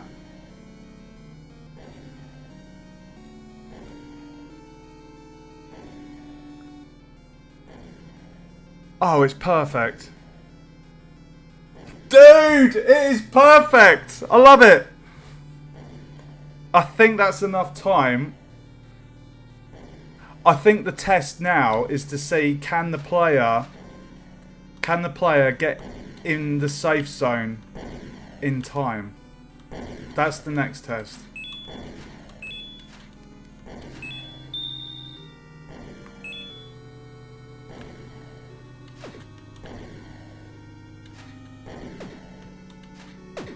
Oh, okay, I need to change the knockback. Because I originally had them facing the other direction and knockback pushed them in that direction, I just need to change the knockback on the magic trap. So they get +10 knockback. Because I love my knockback, baby. Knockback is fun. It can be chaotic as well. I once did it on my first Unreal project, and the knockback, it's... Hold on, why is my jump speed just... Why is my jump speed... What? This is what I don't understand about Unity. Sometimes you'll play the game. Well, look at my jump speed. Why is it now all of a sudden ridiculous? Unity is a bastard at times. Like, look, my variables have not changed. Max speed 10, jump speed. None of that has changed. It's just sometimes when you're playing the game, sometimes it will just go all weird. So I think I'm just going to do maximize, see if that sorts it. There we go, look! What is that about? You literally just saw that, guys. You saw me jumping and I was hitting the ceiling. Oh, it's Unity. Why?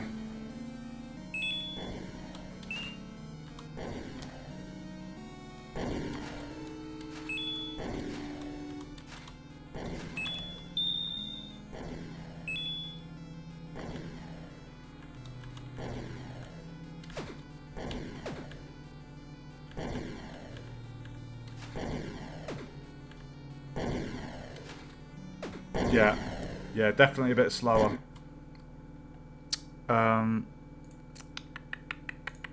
Let's go in here.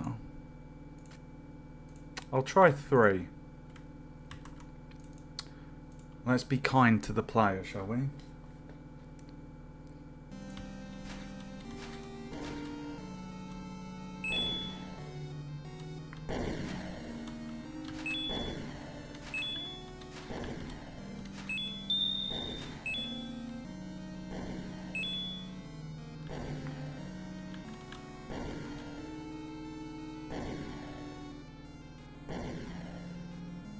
Oh, I know what the problem is.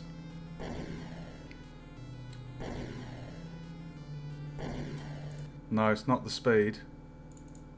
It's not the speed. It's the delay in between shooting it. We need to go into the trap.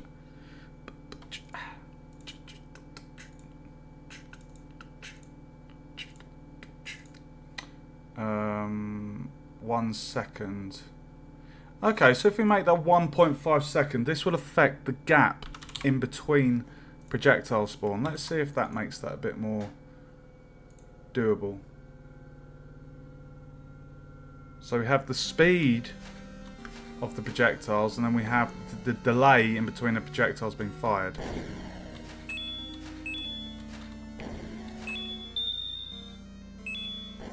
I think I'm going to add some more coins to the wall slide there.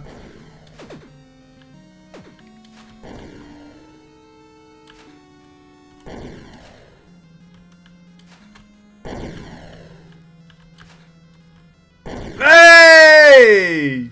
I think that's good. What do you guys reckon? That felt good. That felt good to me.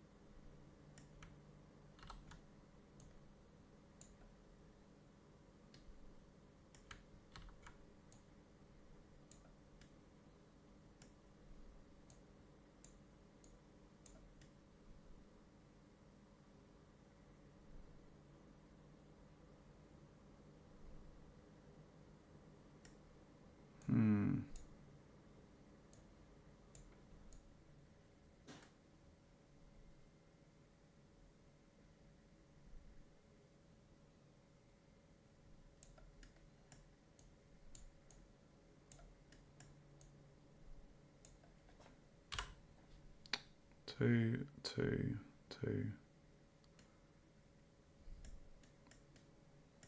Let's try that one more time.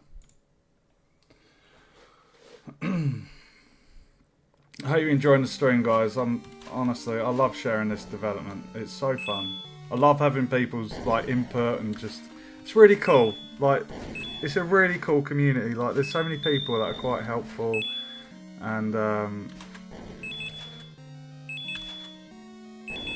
that walled slide is so I'm so proud of that. It took so long to do.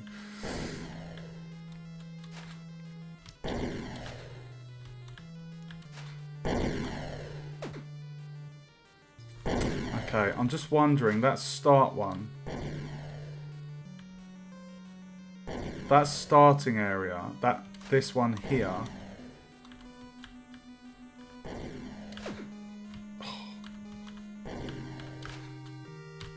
Oh, it can be done.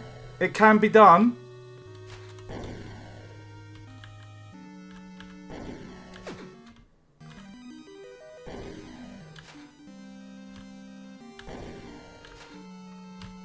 Oh, it can be done.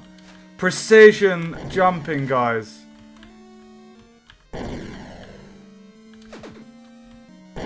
God damn. Yeah, it can be done. Perfect. Okay, I'm very happy with that. Okay. Right, what's the next section then? Look at the size of this map. Oh, so good. What have we got? We've got the slime, we've got the health. Oh, I'm putting a health potion in. Oh, we haven't put any coins in that section. We need some coins. Coinage. Look, stick to the level design. So we've got the trap in. We've got 3. Originally, it was just going to be 1. But I quite like there being 3. It makes it look a bit more chaotic. A bit more, builds up the tension, you know?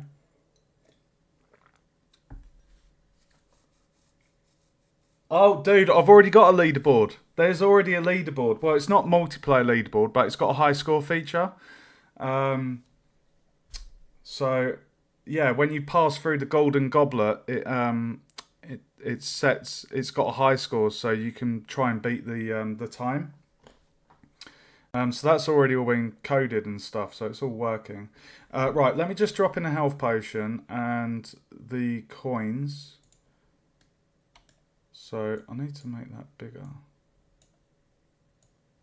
There we go.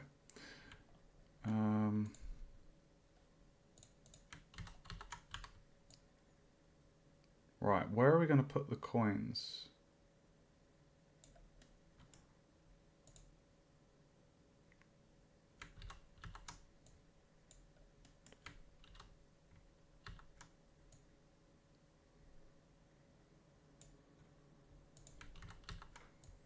So we're trying to bait the player into... Oh, what's gone on there? There we go. That's nice, isn't it? That looks good. Okay, now we need to go and get a health potion, which is hiding up the top here. And move you down. Don't worry, Slimy. We're going to get you in a little bit, mate. Your time is almost here.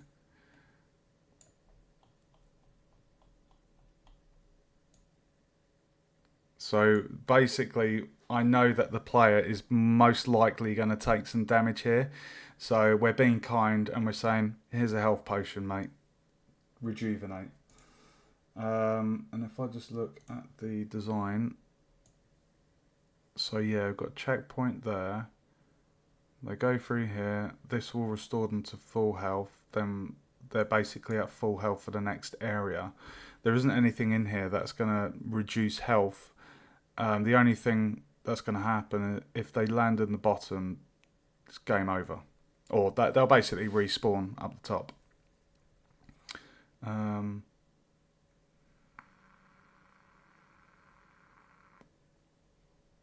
Okay.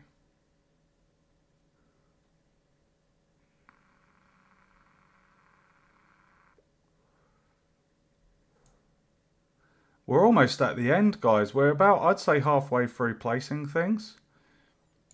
Because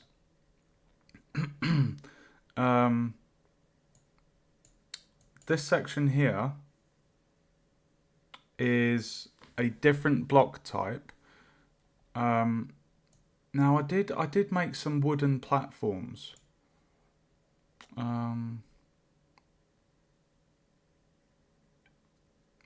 I did make some wooden platforms, but I don't know. I haven't actually got a place where I've put them.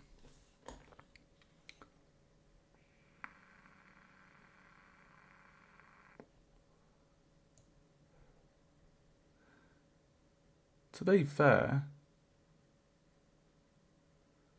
I could potentially use the wooden platforms in this area. They're jump through platforms, so you can jump through the bottom of them and appear on top of them. So it's like a one-way pass. So I could do that.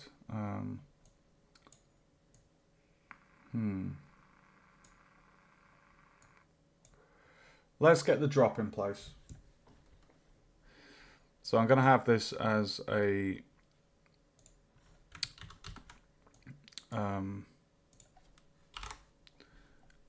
just a thin drop.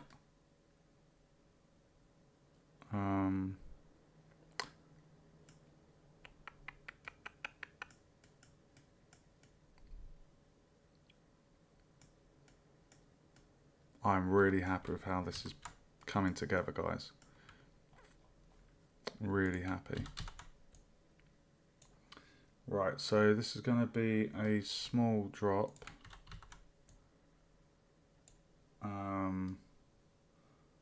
We want to have... We don't want the player seen up the top there, so if I...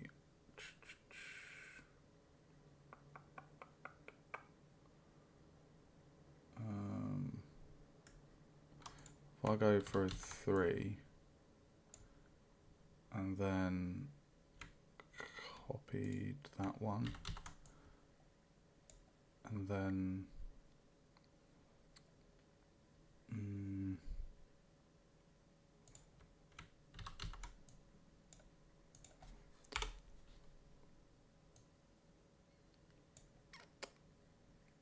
so that's 4 blocks high. If we go back to the top area,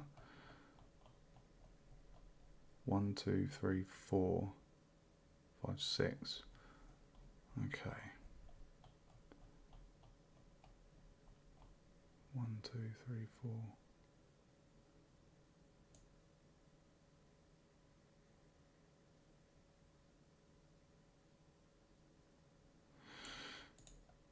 It's 4. Okay, we'll use 2 2s Tutus. Use some tutus. Oh, make myself laugh.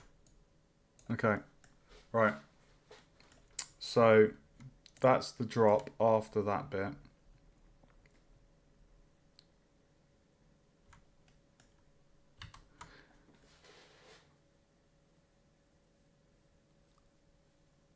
I'm just going to quickly test and see how long it takes to get to that point. And the game experience has to be like under, well, between 3 to 5 minutes. So let's see how quick I can get there.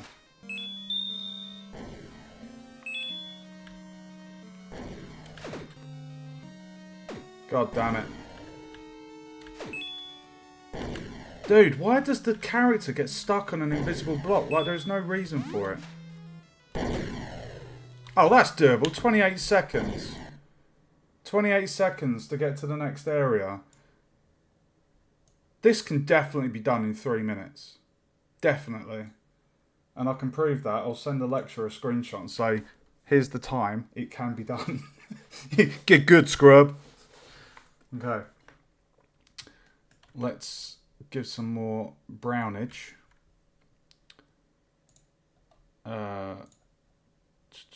Grid. No, if I just open the tile palette and just make it brown. Brown, baby.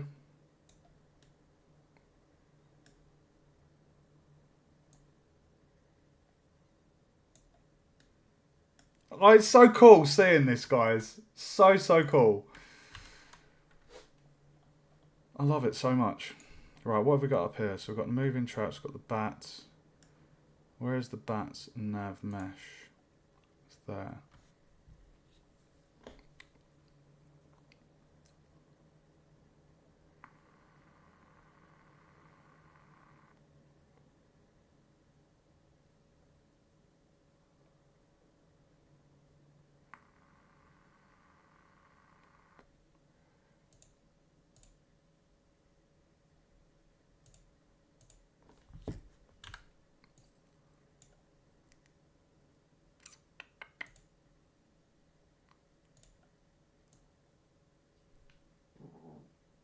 Okay. I've just realised I always have my music on. I always listen to Blade Runner Radio while I'm streaming and doing development. Why did I not have that on? I listened to this. If you can hear that.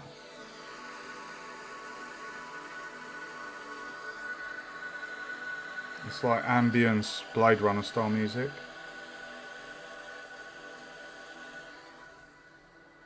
I've been doing, what, 2.5 hours of dev and I've been without my normal music. Not a problem. Right, so my jump through platforms are up here. It might be quite nice to actually use these because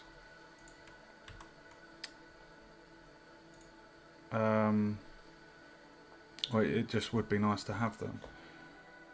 But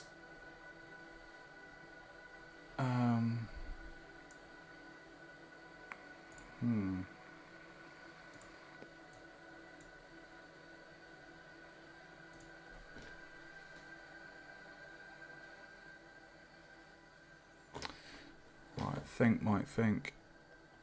What are we gonna do, mate? That's what we've got. We've got box collider.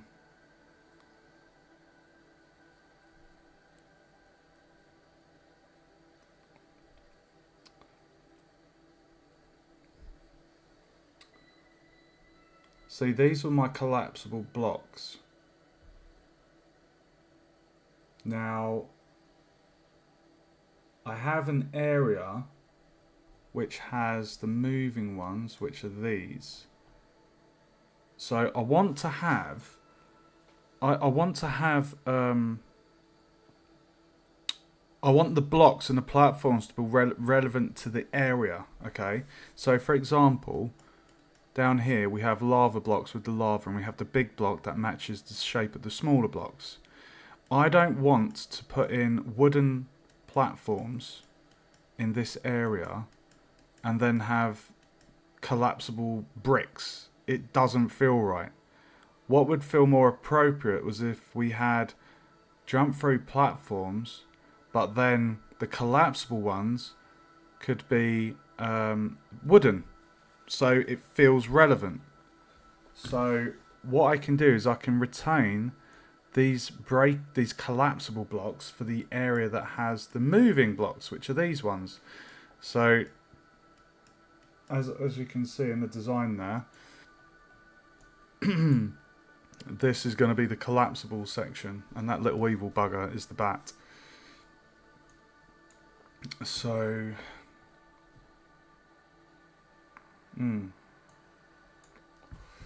okay, so what I'm going to do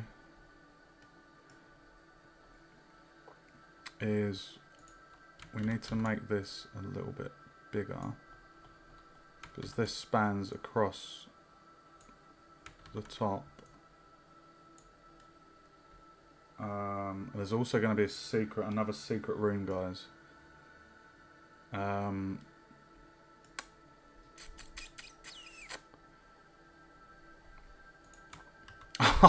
I just thought this is going to be a bit of a bugger, because where I am, I need to temporarily change the player's starting position, because I don't want to have to, as I'm testing the area that I'm placing things in, I don't want to have to play it from the start every time. I may temporarily add in a almost like a cheat, so I can spawn myself at a certain point.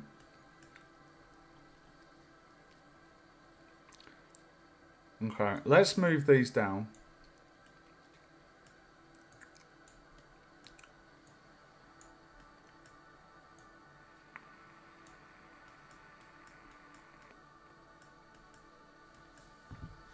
And then what I'm going to do, on the collapsing, I'm going to... Oh, how are we going to do this?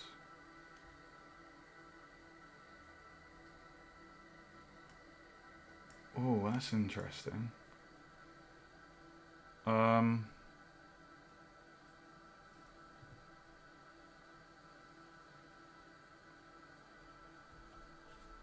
I'm hoping I've got a bit of wood that...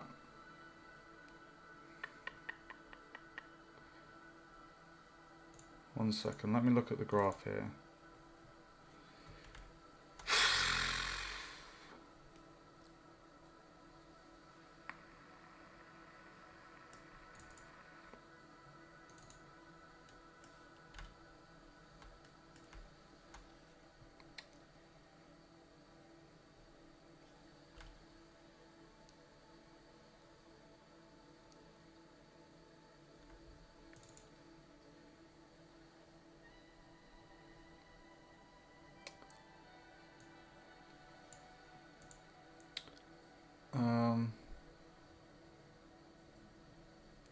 Right, I need to check that I've got a single block that might look like a thing, because I didn't... God, let's just have a look. I need to save the project.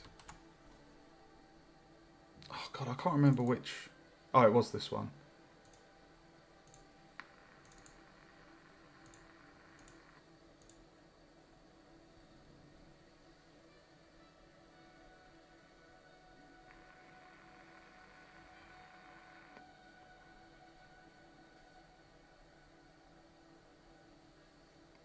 Okay, I guess I'm just going to have a 2x2 collapsible.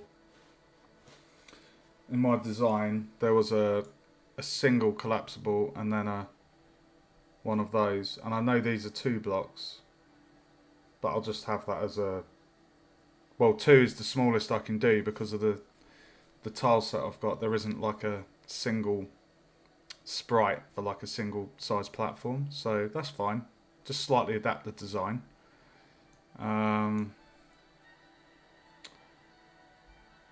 Okay, right, so let's just put these into position.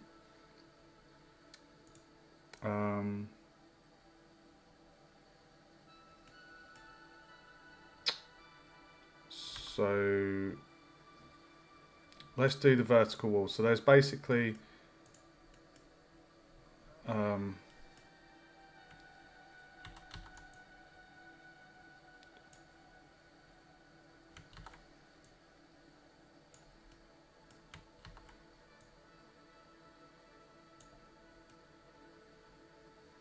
right, so then we've got a 2, which is right. If we just check the distance, we remember the player can't make that jump. So we know that from this to this they can do. So we know they can make a jump of 1, 2, 3, 4, 5 blocks. So they can make 5 jump blocks. So 1, 2, 3, 4, 5. We know they can make that jump. Okay. Alright, and then with this one, now I can hide it behind the other platform. So if I just click off of there, that looks pretty cool, doesn't it?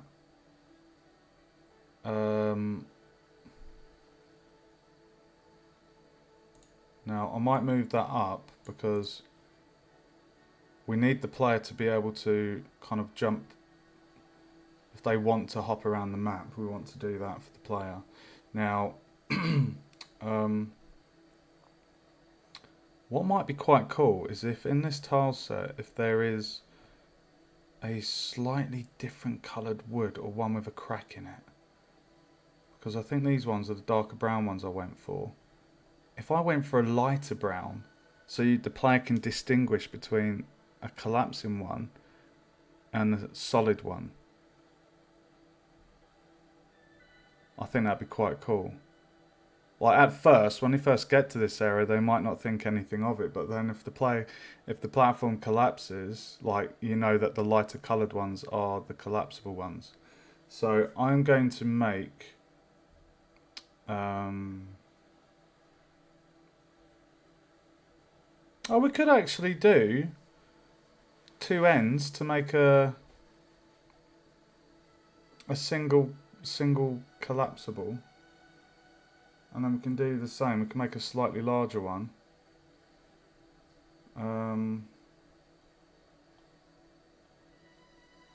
Okay, let me just quickly nick a coin.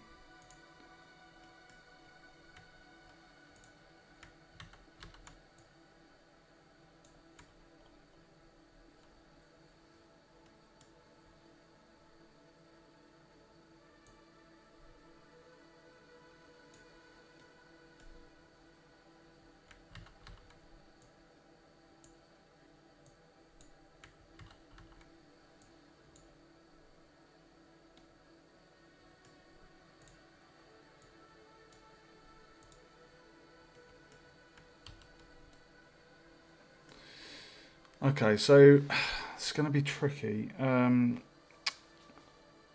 So we need to remember these are jump-free platforms.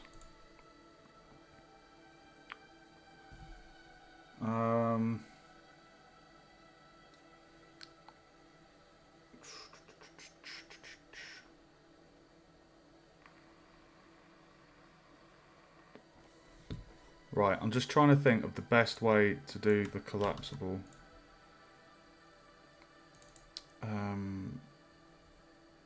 Platforms collapsing.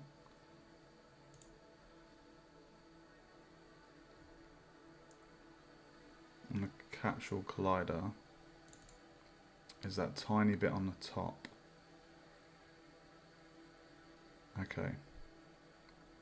So I need to copy that and then I need to implement the platform effector.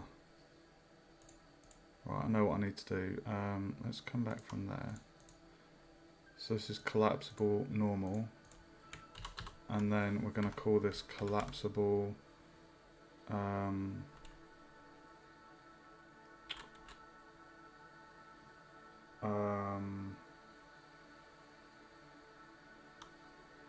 going to have it as 1 by 2 collapsible wooden.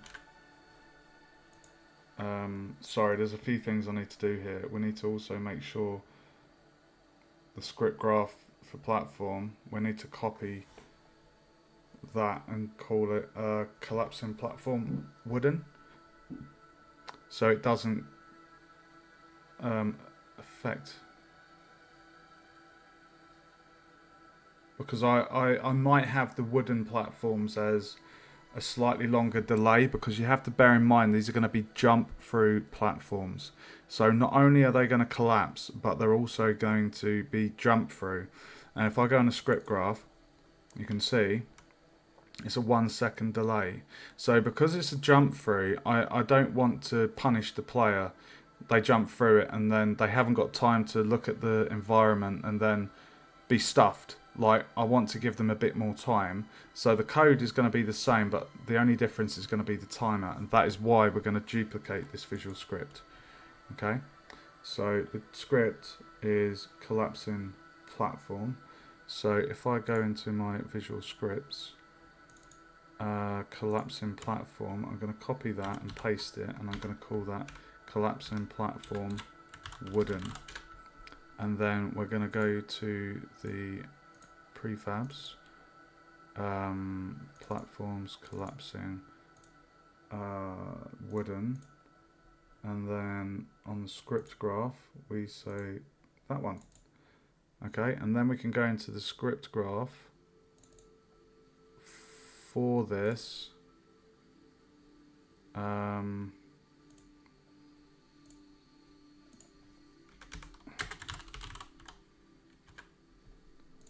So if I just double check that, if I click between that one, collapsing platform, and if I go back to the other one, which is collapsing platform wooden,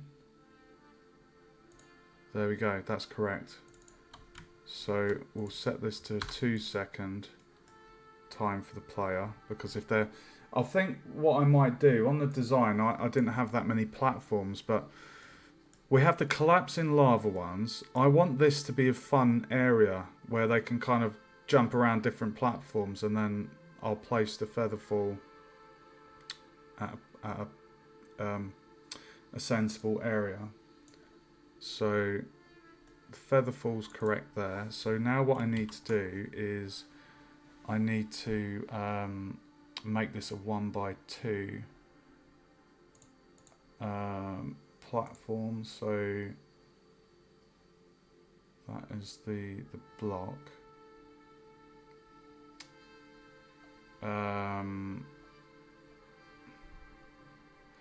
If I just go to my prefab for wooden,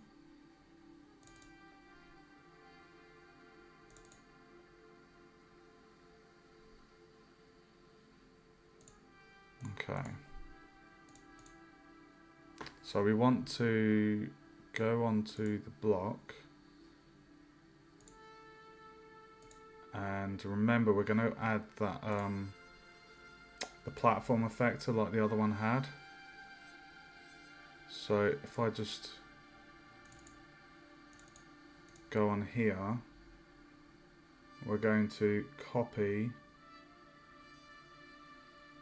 the component platform effector 2D, go to our collapsing wooden, paste component as new.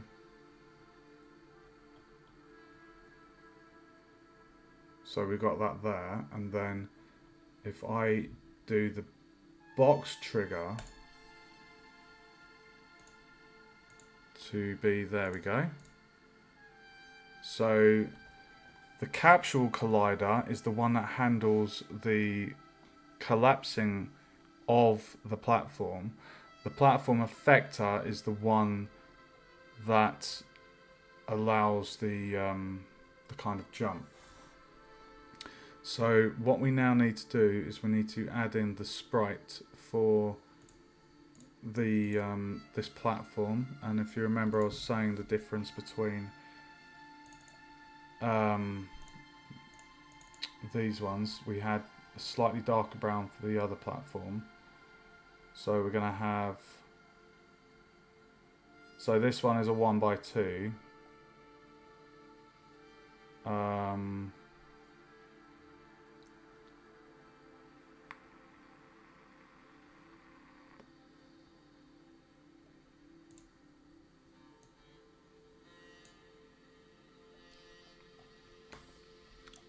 Why does that look dark?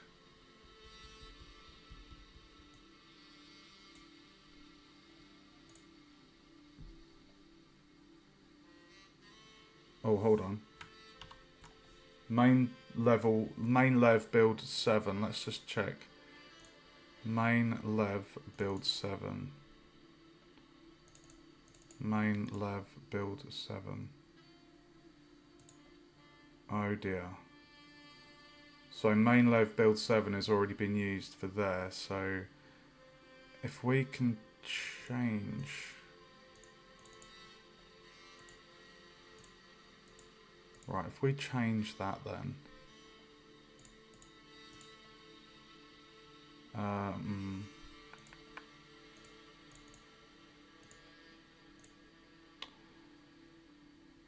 my god, there's so many assets. Right, we'll use,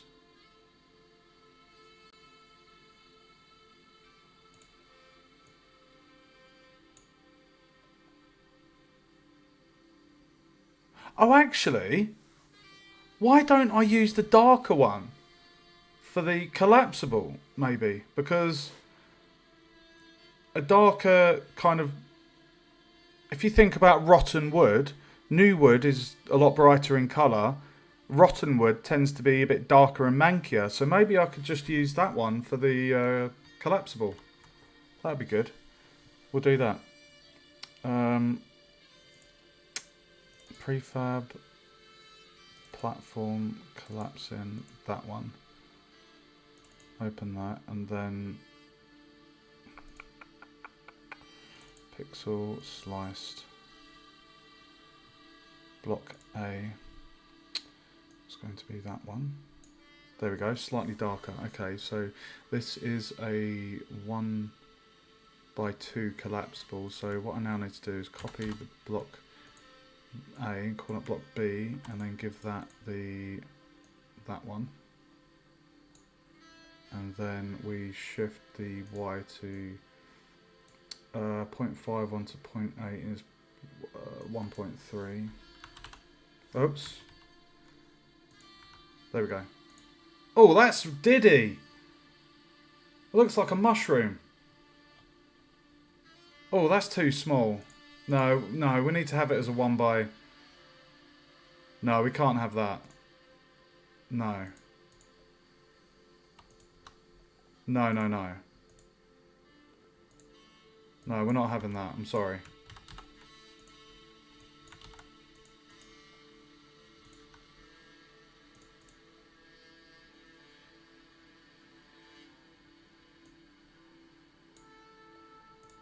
There we go. It even looks a bit rickety, doesn't it, with the with the thingy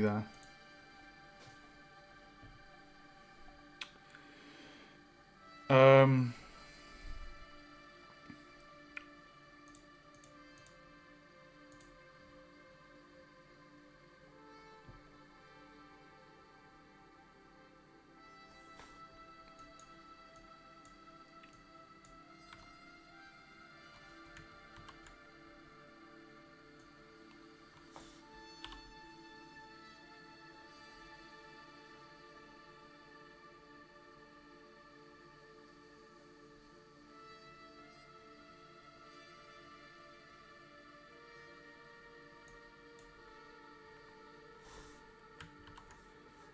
0.5 is going to make that 1.3.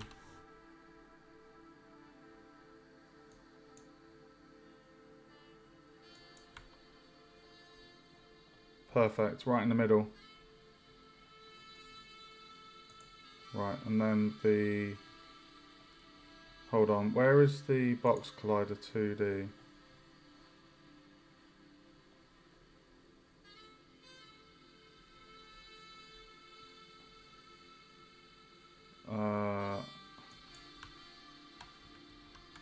Oh, sorry, wrong one.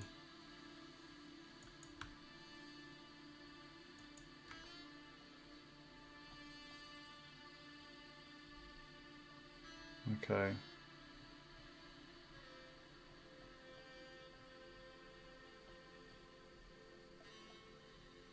Right, so that is a 1x2. I mean, the box collider is a 1x2 or 2x1. Sorry.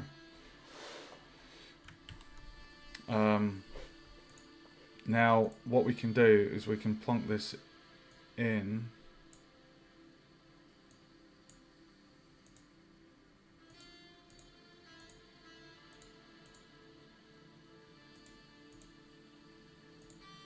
Right, we need to make a new folder under the platforms. Platforms.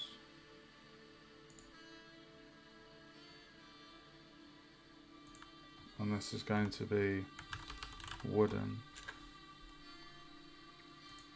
And then if I drop that in there, let's see it in action, shall we? We'll just test how that works.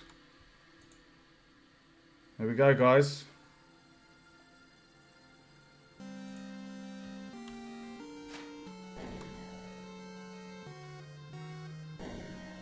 And we'll just double check that that does have, yes, it does have the layer platform.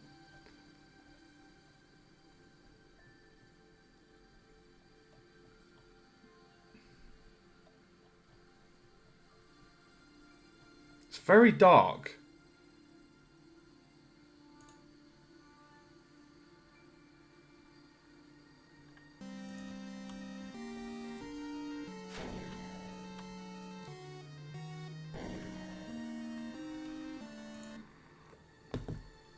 Let's just make a couple just for testing purposes.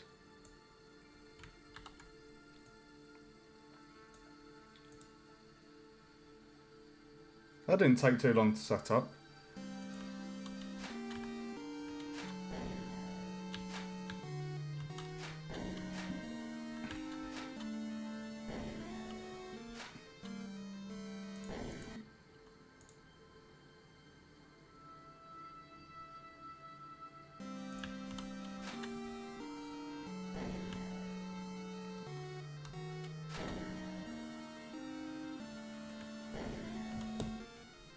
I like that. I'm happy with that. So it's got the same functionality as the wooden, but it's a collapsible one. So we want to see how that looks alongside its buddies.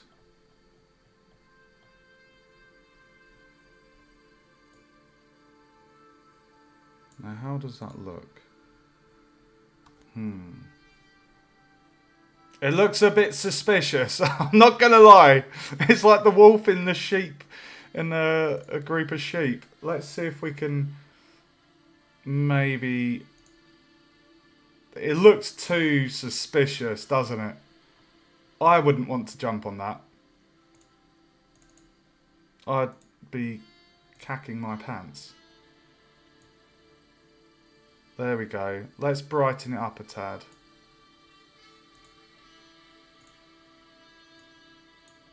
It looked too sinister. Way too sinister.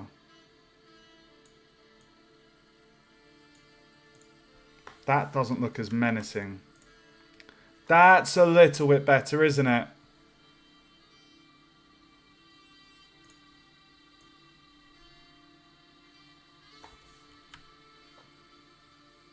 That looks better, doesn't it, guys?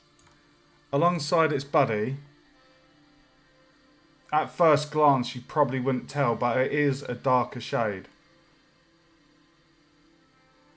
I like that. That's like very, very subtle. Very, very subtle. Okay, that's the collapsing wooden jump through. So now what we can do, now this was the plan for this area. If I just zoom out, this was the plan. We were going to have jumping ones, but I think at the stage I was doing this, I didn't really have the wooden platforms, so we'll try and make this area a little bit of fun. So we'll just have a load of... we'll just have like a load of wooden platforms that the player can jump between.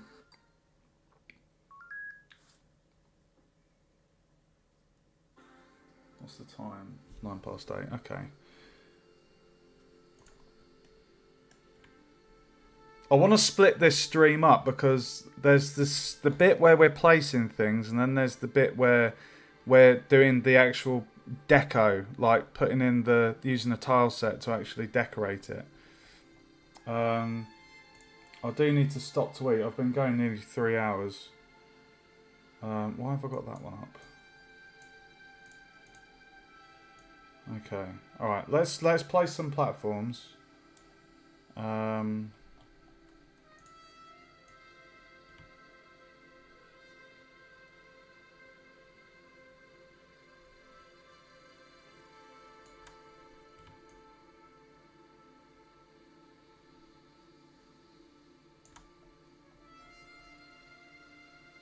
Because we want the player to be able to have a bit of fun. They want to be able to jump around.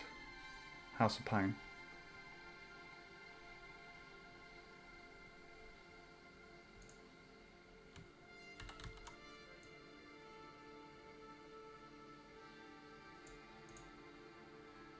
Oh, it's a bit of a diddy one, isn't it? And remember, guys, they won't... I know this is sticking out, but the player won't see that. We'll decorate over that.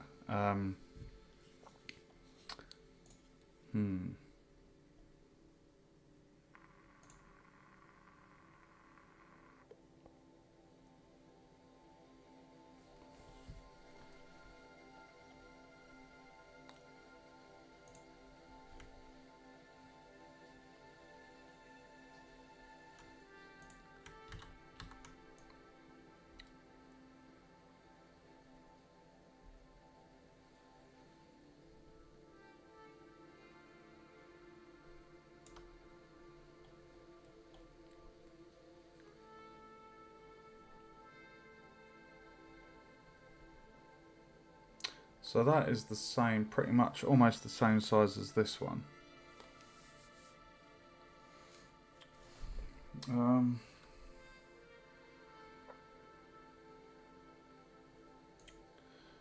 Now we need to make a larger one of that.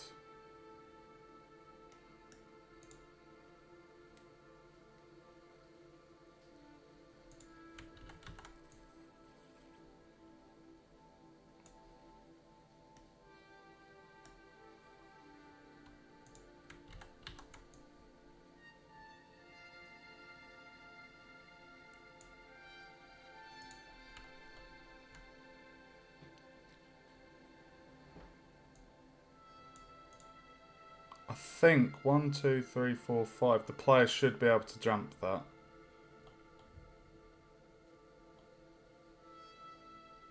Let's go get our gem. I think there's only one gem in the game at the moment. We need our Featherfall.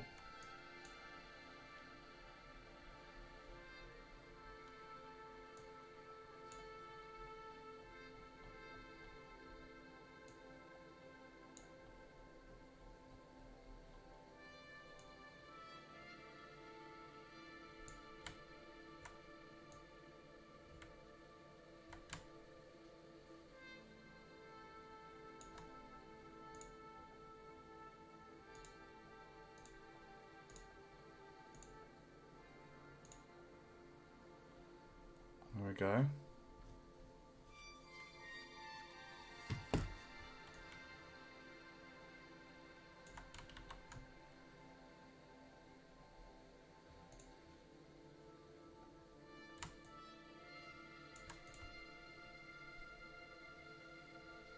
Right, that's the power up.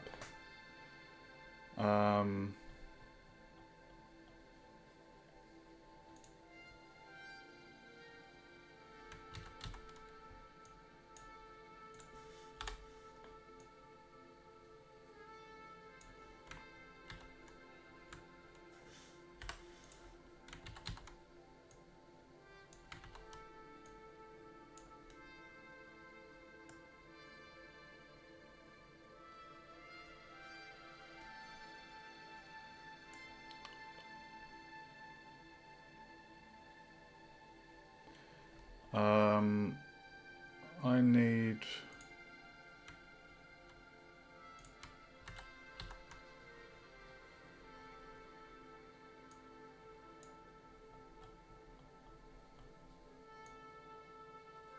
One, two, three, four, five.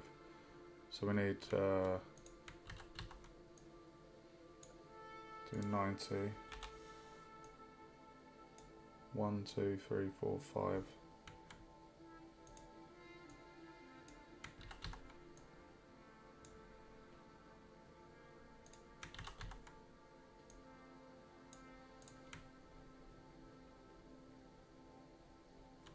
And then I can go and get my spikes now,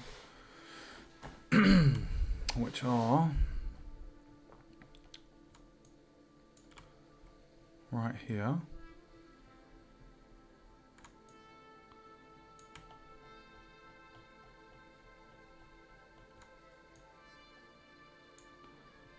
And then we will just copy.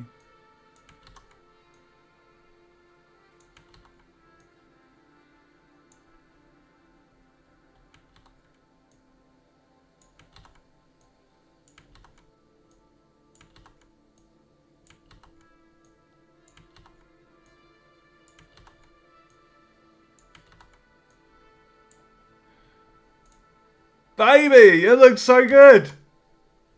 My spikes, the area, it is coming to life, guys. Look at that. Hold on, let me see if I can zoom in.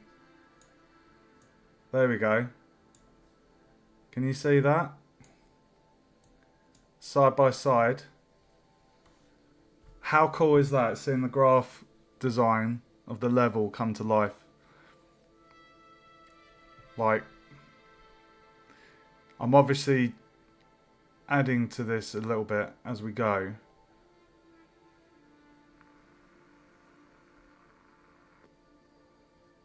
But it's pretty cool.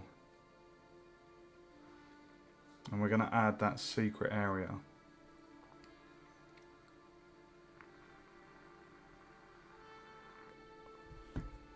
Really, really cool.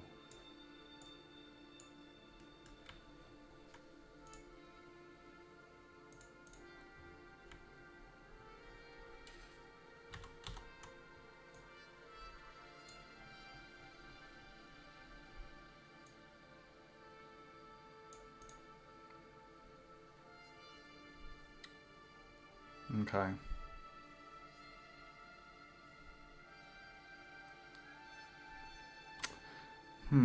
Now that secret area was going to be just here. The players shouldn't be able to see that from there. I'm not worried about that.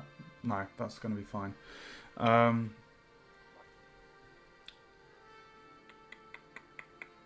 So, what am I thinking?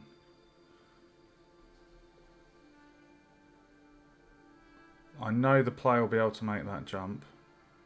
Because I know they can make a 1, 2, 3, 4 jump wide. I know they can make that. 3, 4, 5. 1, 2, 3, 4, 5.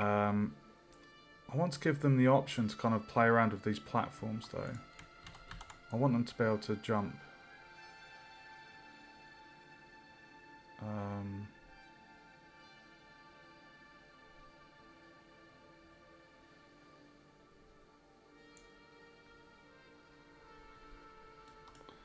Let's get a block the other side. So this is basically, going by the design, it goes about there. And it's this section here that's going to have the secret. So if I copy that and move that across. Just have that about there, maybe.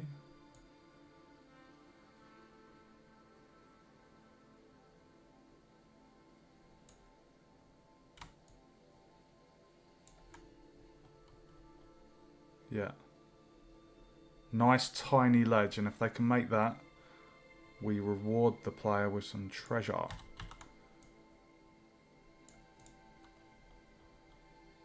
The treasure's going to be in this room. So I might make that just a tad bigger. And I'm going to make it a diddy.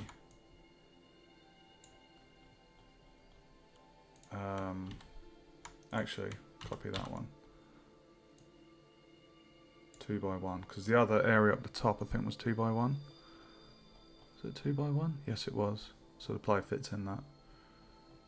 Okay. Oh. And then we'll need a 2 by 1.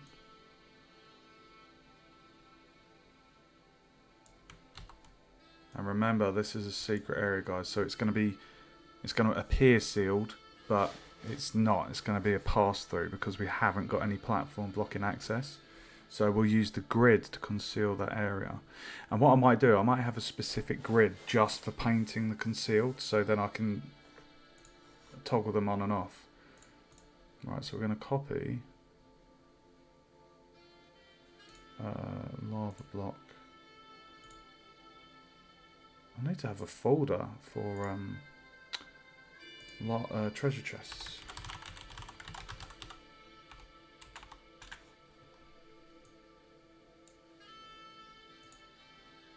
There we go. There's only 2 in the game.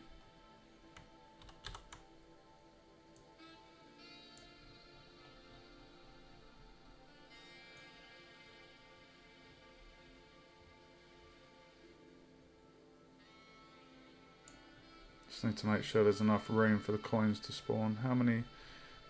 So I've got 2. So I need to have a space of 2. Or else the coins might spawn into the wall. So if I put that there. And we could just use some props and deco to make it look like a little treasure room. Make it look cool. Okay, so we're going to have... Oh, that's a bit too big.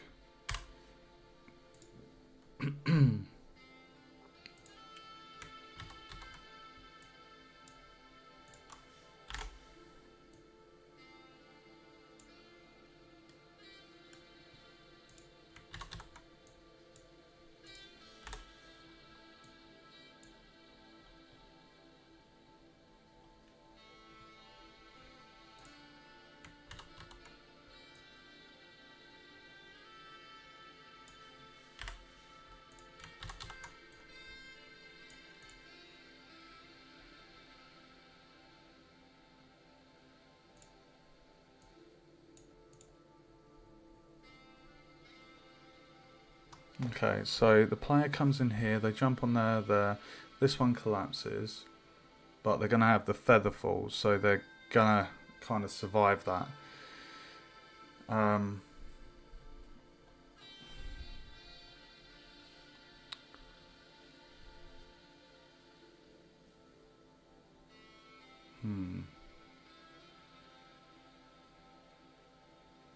Tell you what, let's add another collapsing one.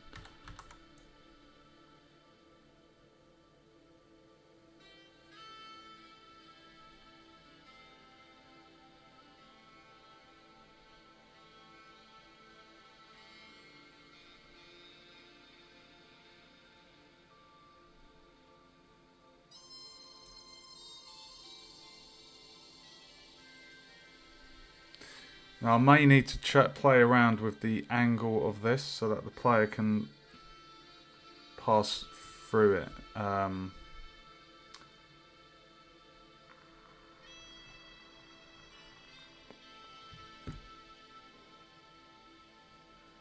Right, and then what we need to do is we need to have a collapsible here, but the distance needs to be like 5. And then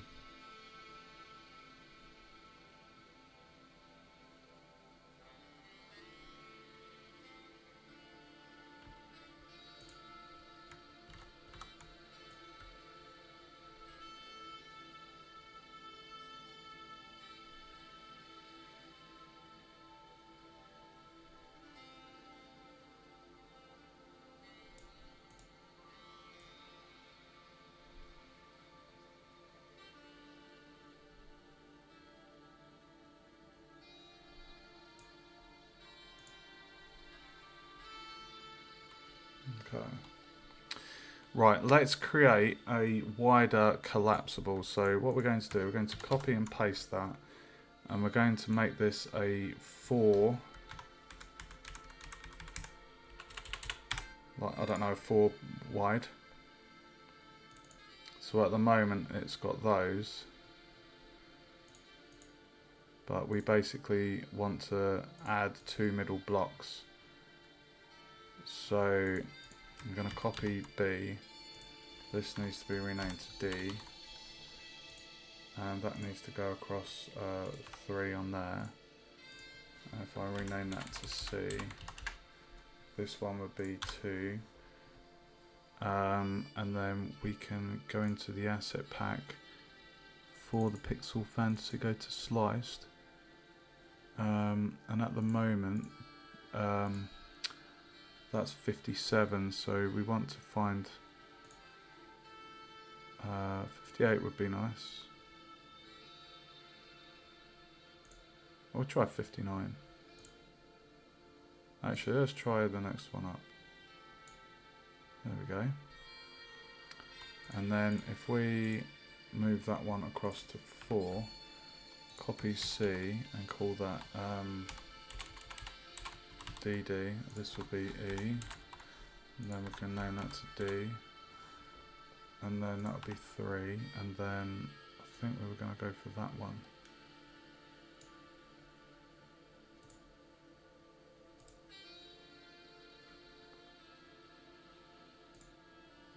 There we go. Okay, so now all we need to do is make the trigger 4 and move that across 2. So now the player should be able to jump through that, and we just need to adjust the capsule collider. The capsule collider is it's like the trigger. So if I make the size of that 1, because at the moment it's a tiny trigger, but we want that to be wider because only by a little bit, so maybe like 0.5. It does feel too generous considering it's such a big platform.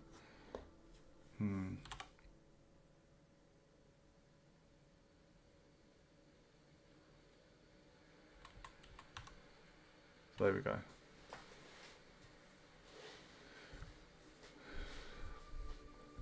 I think that's fair. Or actually, maybe 0.8. No, stop it, Mike. It's a big ass platform. It needs to collapse. It needs to collapse. Okay, so the box collider is all the way. The capsule collider, which is the thing that triggers the collapse, has been made a lot bigger, and the effector is a good size. Okay, so now if I come out of there and if I minimize that one and the platforms,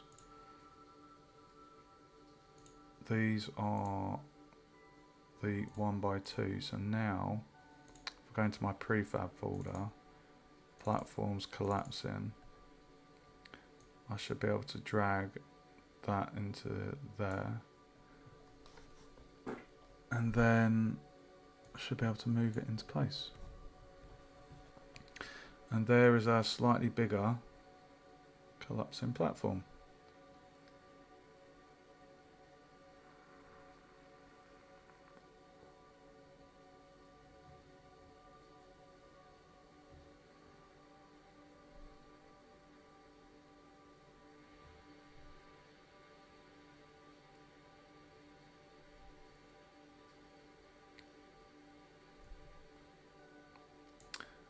One, two, three, 4, 5. Once I caught a fish alive.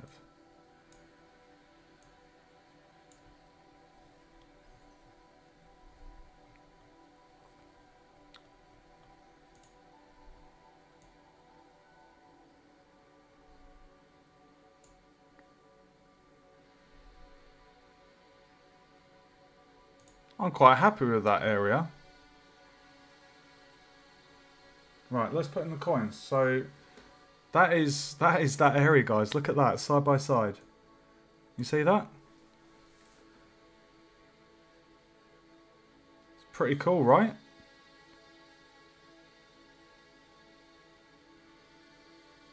It's pretty cool. So I just need to put the coins in. So we're going to put the coins above the platforms. I need to save it. Done a lot of work.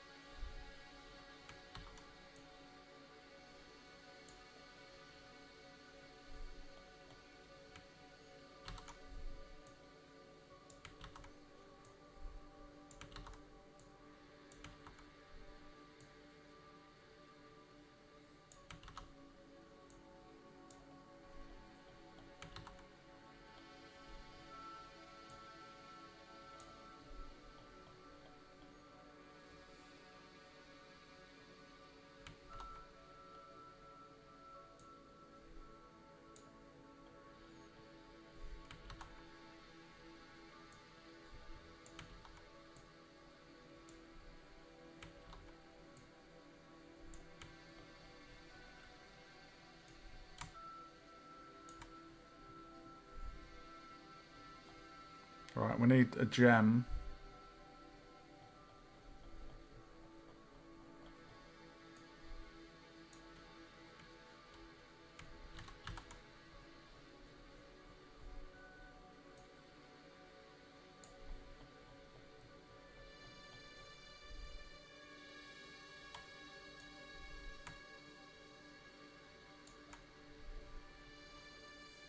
Perfect. Where's the next health potion? Oh, it's after the checkpoint. Okay. Oh, it looks so cool, guys. So cool. What is the time? I need to eat. To eat, to eat, to woo. Got to hang the washing out as well. How long have we been going? 3 hours 16. Okay. I think what I want to do, I want to test this area because we are almost done, guys. If I show you the level design, we have done the start, this lava hazard, the fire magic trap, pitfall. We are on to this section with the slime vertical trap and the last room there.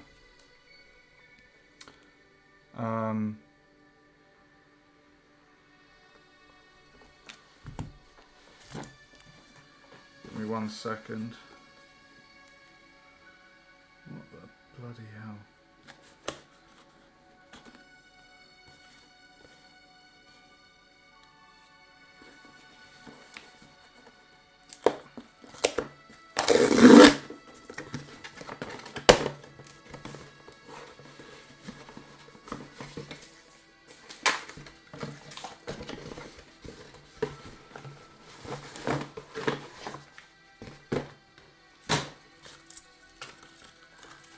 Bear with me.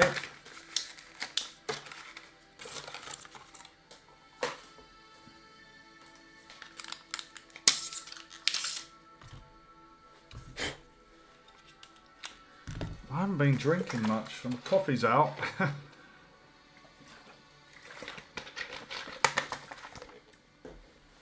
I feel like we've done quite a lot tonight. We've fixed the lava block issue earlier. I've created that new prefab. Well, 2 actually, 2 different collapsing ones. What we need to do is we need to get the player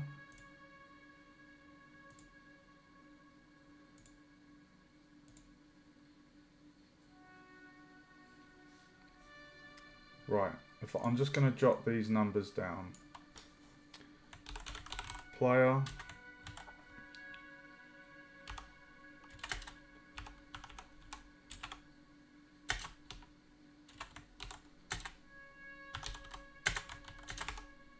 19.5, 2.5.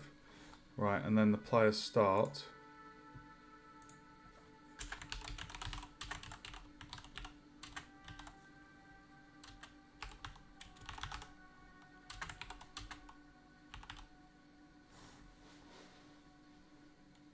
If I get these two,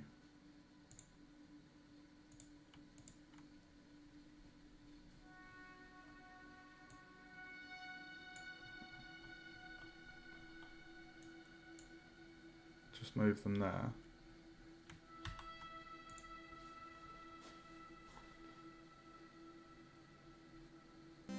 Hey!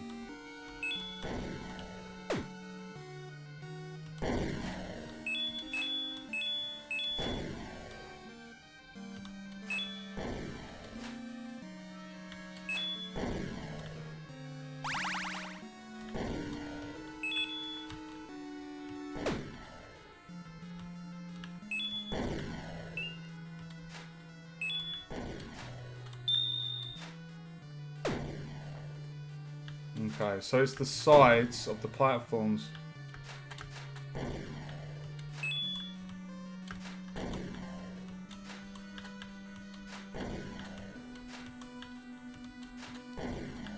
I don't like that they can... You hit the side and it stops you.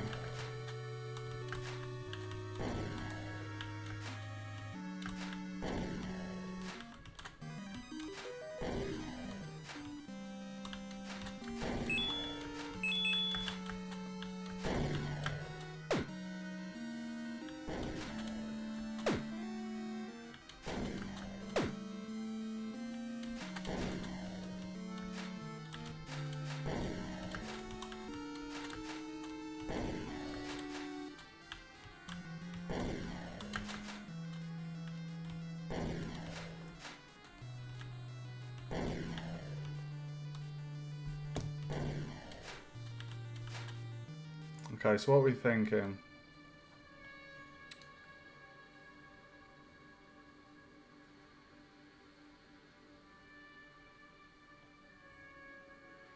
The effectors, we need to look at the effectors because that did work well.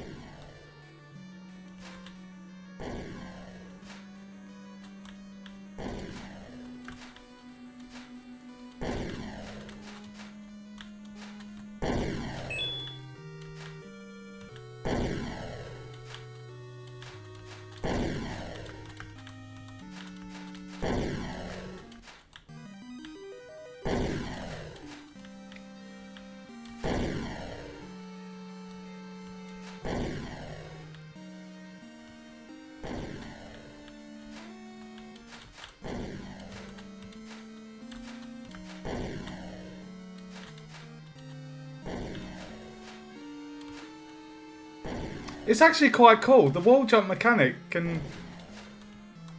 You can actually kind of really navigate the area. Like, it's a bit... There's a lot of freedom to the player. Now, what I like is you can jump through the platform like that, but what I don't like is when you hit the side, it's a hard edge. So, I'm just wondering if I can go in here and maybe somehow with that effector, if I just maybe change that to, if I say 3, because at the moment it was 180, if I said 160, oh sorry, if I said 360, would that mean we are able to pass through it completely. So let's see if that works. It'd be nice if we can. No, we're still hitting a solid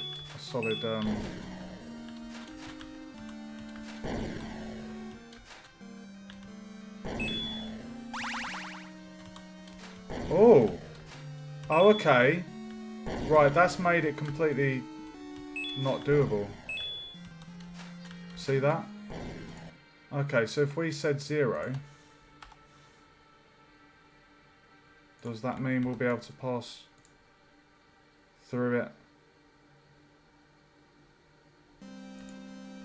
It does! Oh. Oh dear.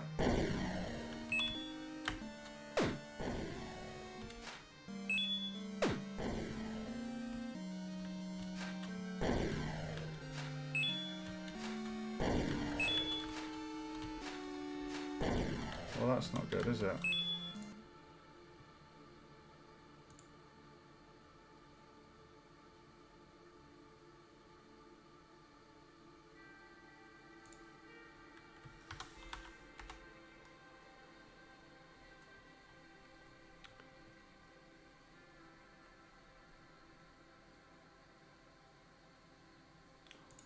Okay, I think we'll just have to keep that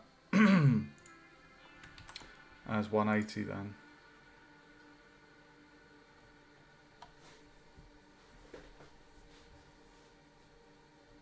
I think having that one there makes it a bit too easy.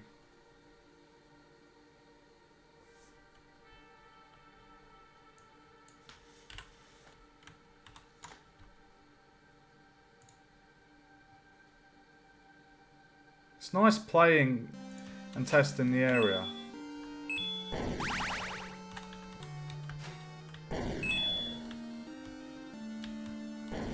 Oh, I think I was a bit generous on the time there for that one.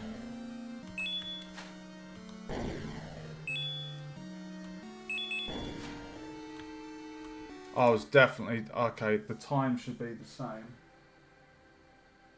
for the other one.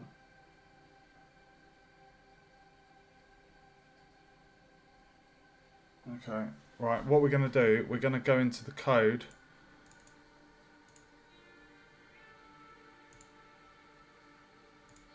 Oh, we're on the wrong one, sorry.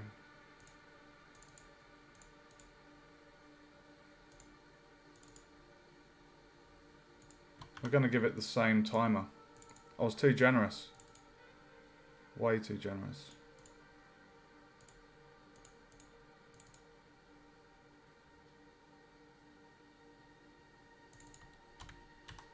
Yep. Let's test that now.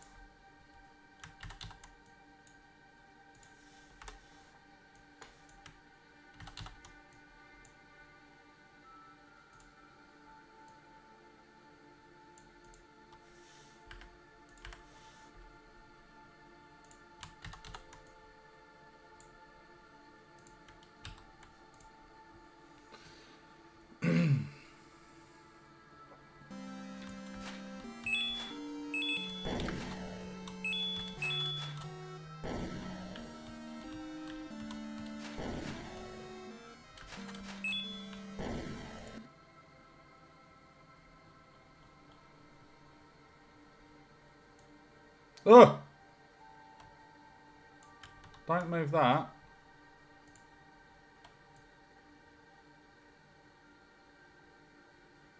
Right, the problem is the player can see that chest.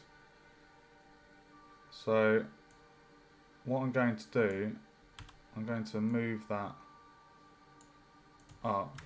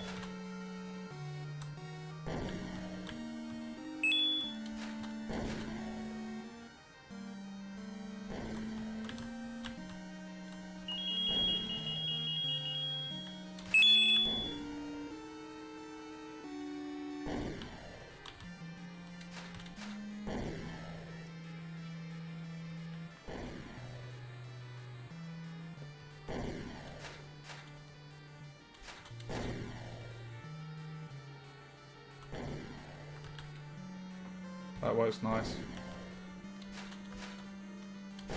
To be honest, we could probably bring it back a little bit.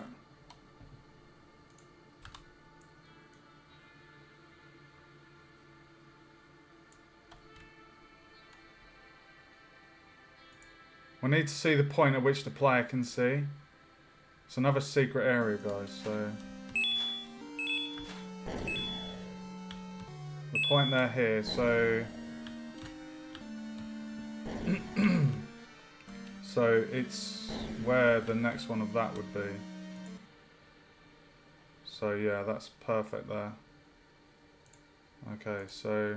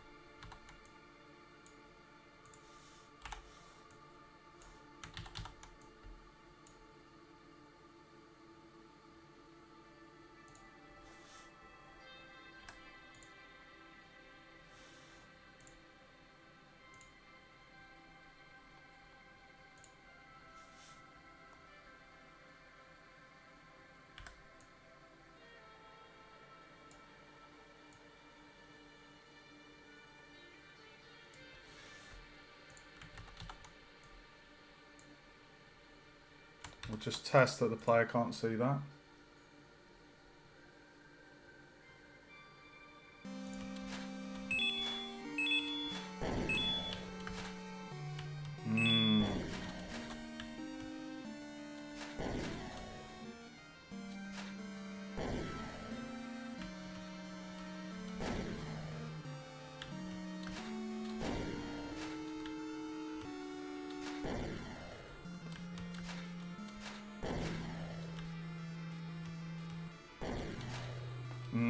It's a bit too much of a giveaway there, isn't it?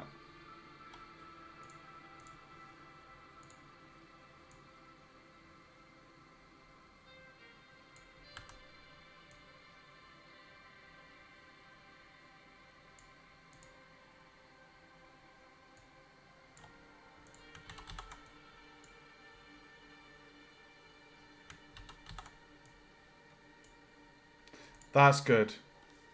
It was too... If the player can see that tiny little nudge, it's just going to be a bit... It's going to be a bit of a giveaway. Whereas there, you can't really... When they're here, yeah, they can't really... This is... You got to remember, guys, these platforms you're looking at the moment, I'm going to paint over the top of these with the tile map. So... That entrance is going to be hidden.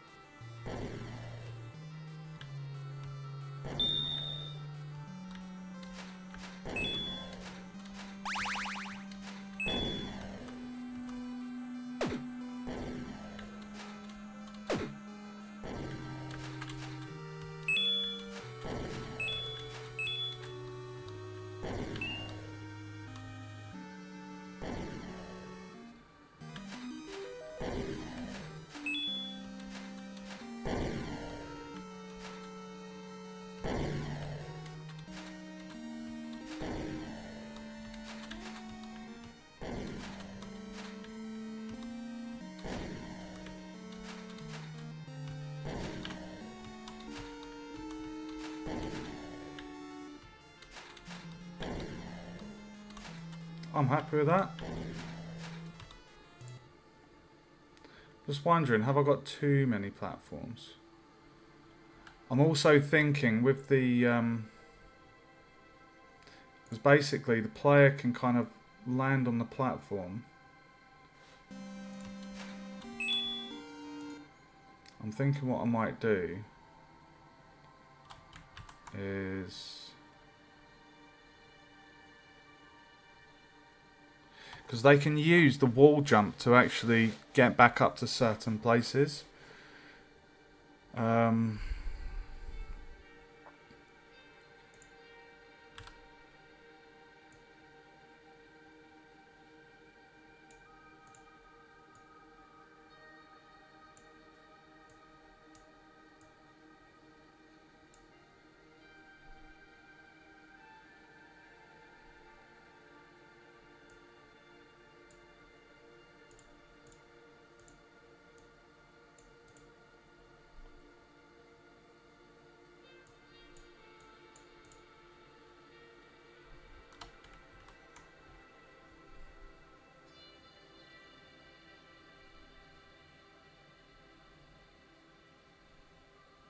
I think that works quite well.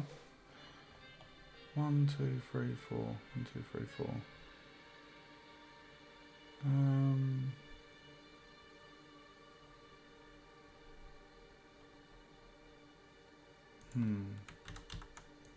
I might go for one of those instead of a 2.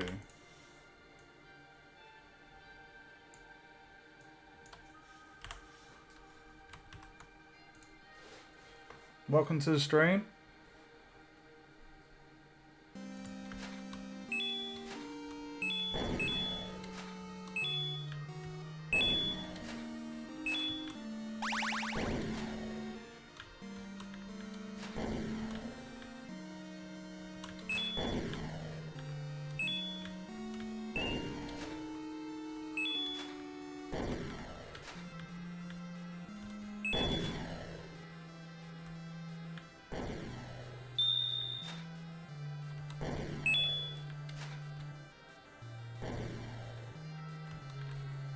Right, now what I wanted to test is the platform when they jump on it.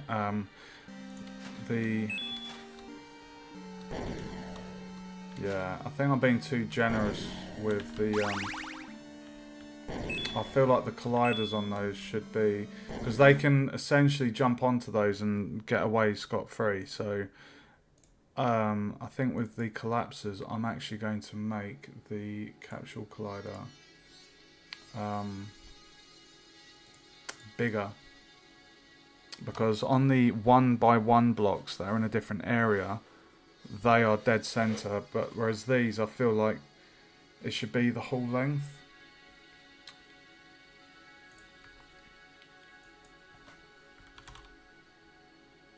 I think that's a good size.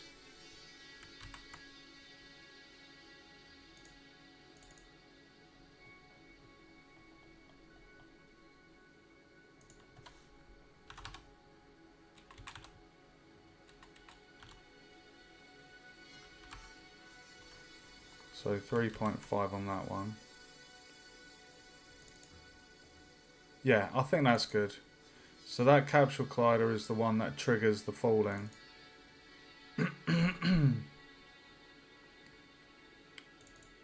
Yeah, I think that's good. I think that's balanced. You don't want to make it too easy for the player.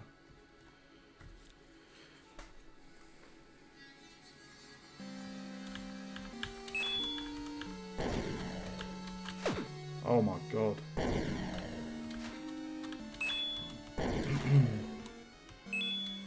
Oh, dude, that's a good drop.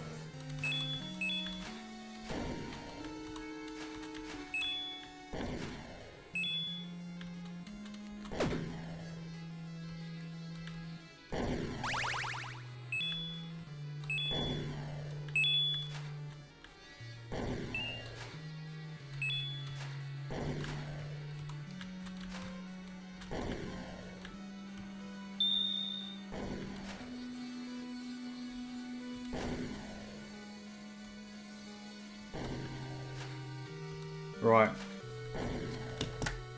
I'm happy with that. I like that area. I think it's a mixture, because these dark brown platforms are the collapsing ones. And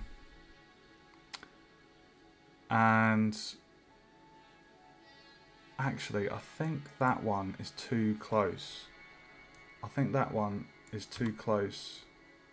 So I'm going to put that there, because I don't want the player to be able to get up there unless they make this jump here, which is the big collapsing one. So let's just test that. We need to check the time is balanced. Yeah. So it's a secret area. They're not going to know it's secret. This, when I put on the tile map that will paint over that area, they're not going to know there's a secret there. So yeah. Oh dude, this feels so good. Right, I'm going to show you what we've done so far, guys, because I need to stop and get some food. So if I just come off of there, my god, that is huge. Right, if I get up my drawing, I'll show you the level design. So if I zoom out here and have that side by side, right, so at the moment we have done basically all of the starting area, the lava hazard, the magic projectile section, and then the area that has the wooden pass-through platforms with the secret area and the checkpoint, and we've got the spike traps. Everything is in place for that. I'm happy with that. I'm happy with all the previous areas. They've been tested. We've checked that things feel balanced and not too harsh on the player. I'm going to take a break to eat now, because I've almost been going 4 hours. And when I come back, we are going to do this very last section, which is the 2 enemy slimes, the vertical spike traps, and the last section with the moving platforms and a hidden gem and the AI bat. And we're giving the player another checkpoint, because they're probably going to lose a lot of health, and if they go up here,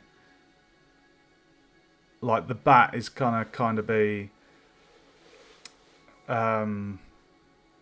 he's gonna be a pain in the butt. He does 1% damage on hit. He's not a major threat. So and then we've got the lever puzzle, and I want to kind of try and change the colour of the levers, because they're purple and they don't really fit with the rest of the colour scheme, but that's just the assets that I got from the pack. So yeah, I'm going to take a break to eat, and then I will come back. I will finish off this last third. I guess it's the third, and it won't take long at all, because I've already got all the things. So all I need to do is just copy and paste, drop them into place, and then away we go. So I hope you've enjoyed that stream, guys. It has been a lot of fun. Once I've put in the last few components, it's then going to be an even more fun section, because I'm going to be painting the decoration, the props, all that kind of thing. So it's going to look really, really cool. So if you've enjoyed it, guys, do feel free to give us a follow on Twitch. You can also subscribe to my YouTube channel if you want to see previous live streams. I send all of my live streams over to YouTube, so they're all kind of archived. You can watch them back. I've got playlists for Unreal and Unity, so if there's something in each engine you want to see, I'm sure I've got something in there that covers it. Thanks for watching, guys. I'll be back in about an hour to an hour and a half's time to finish this off.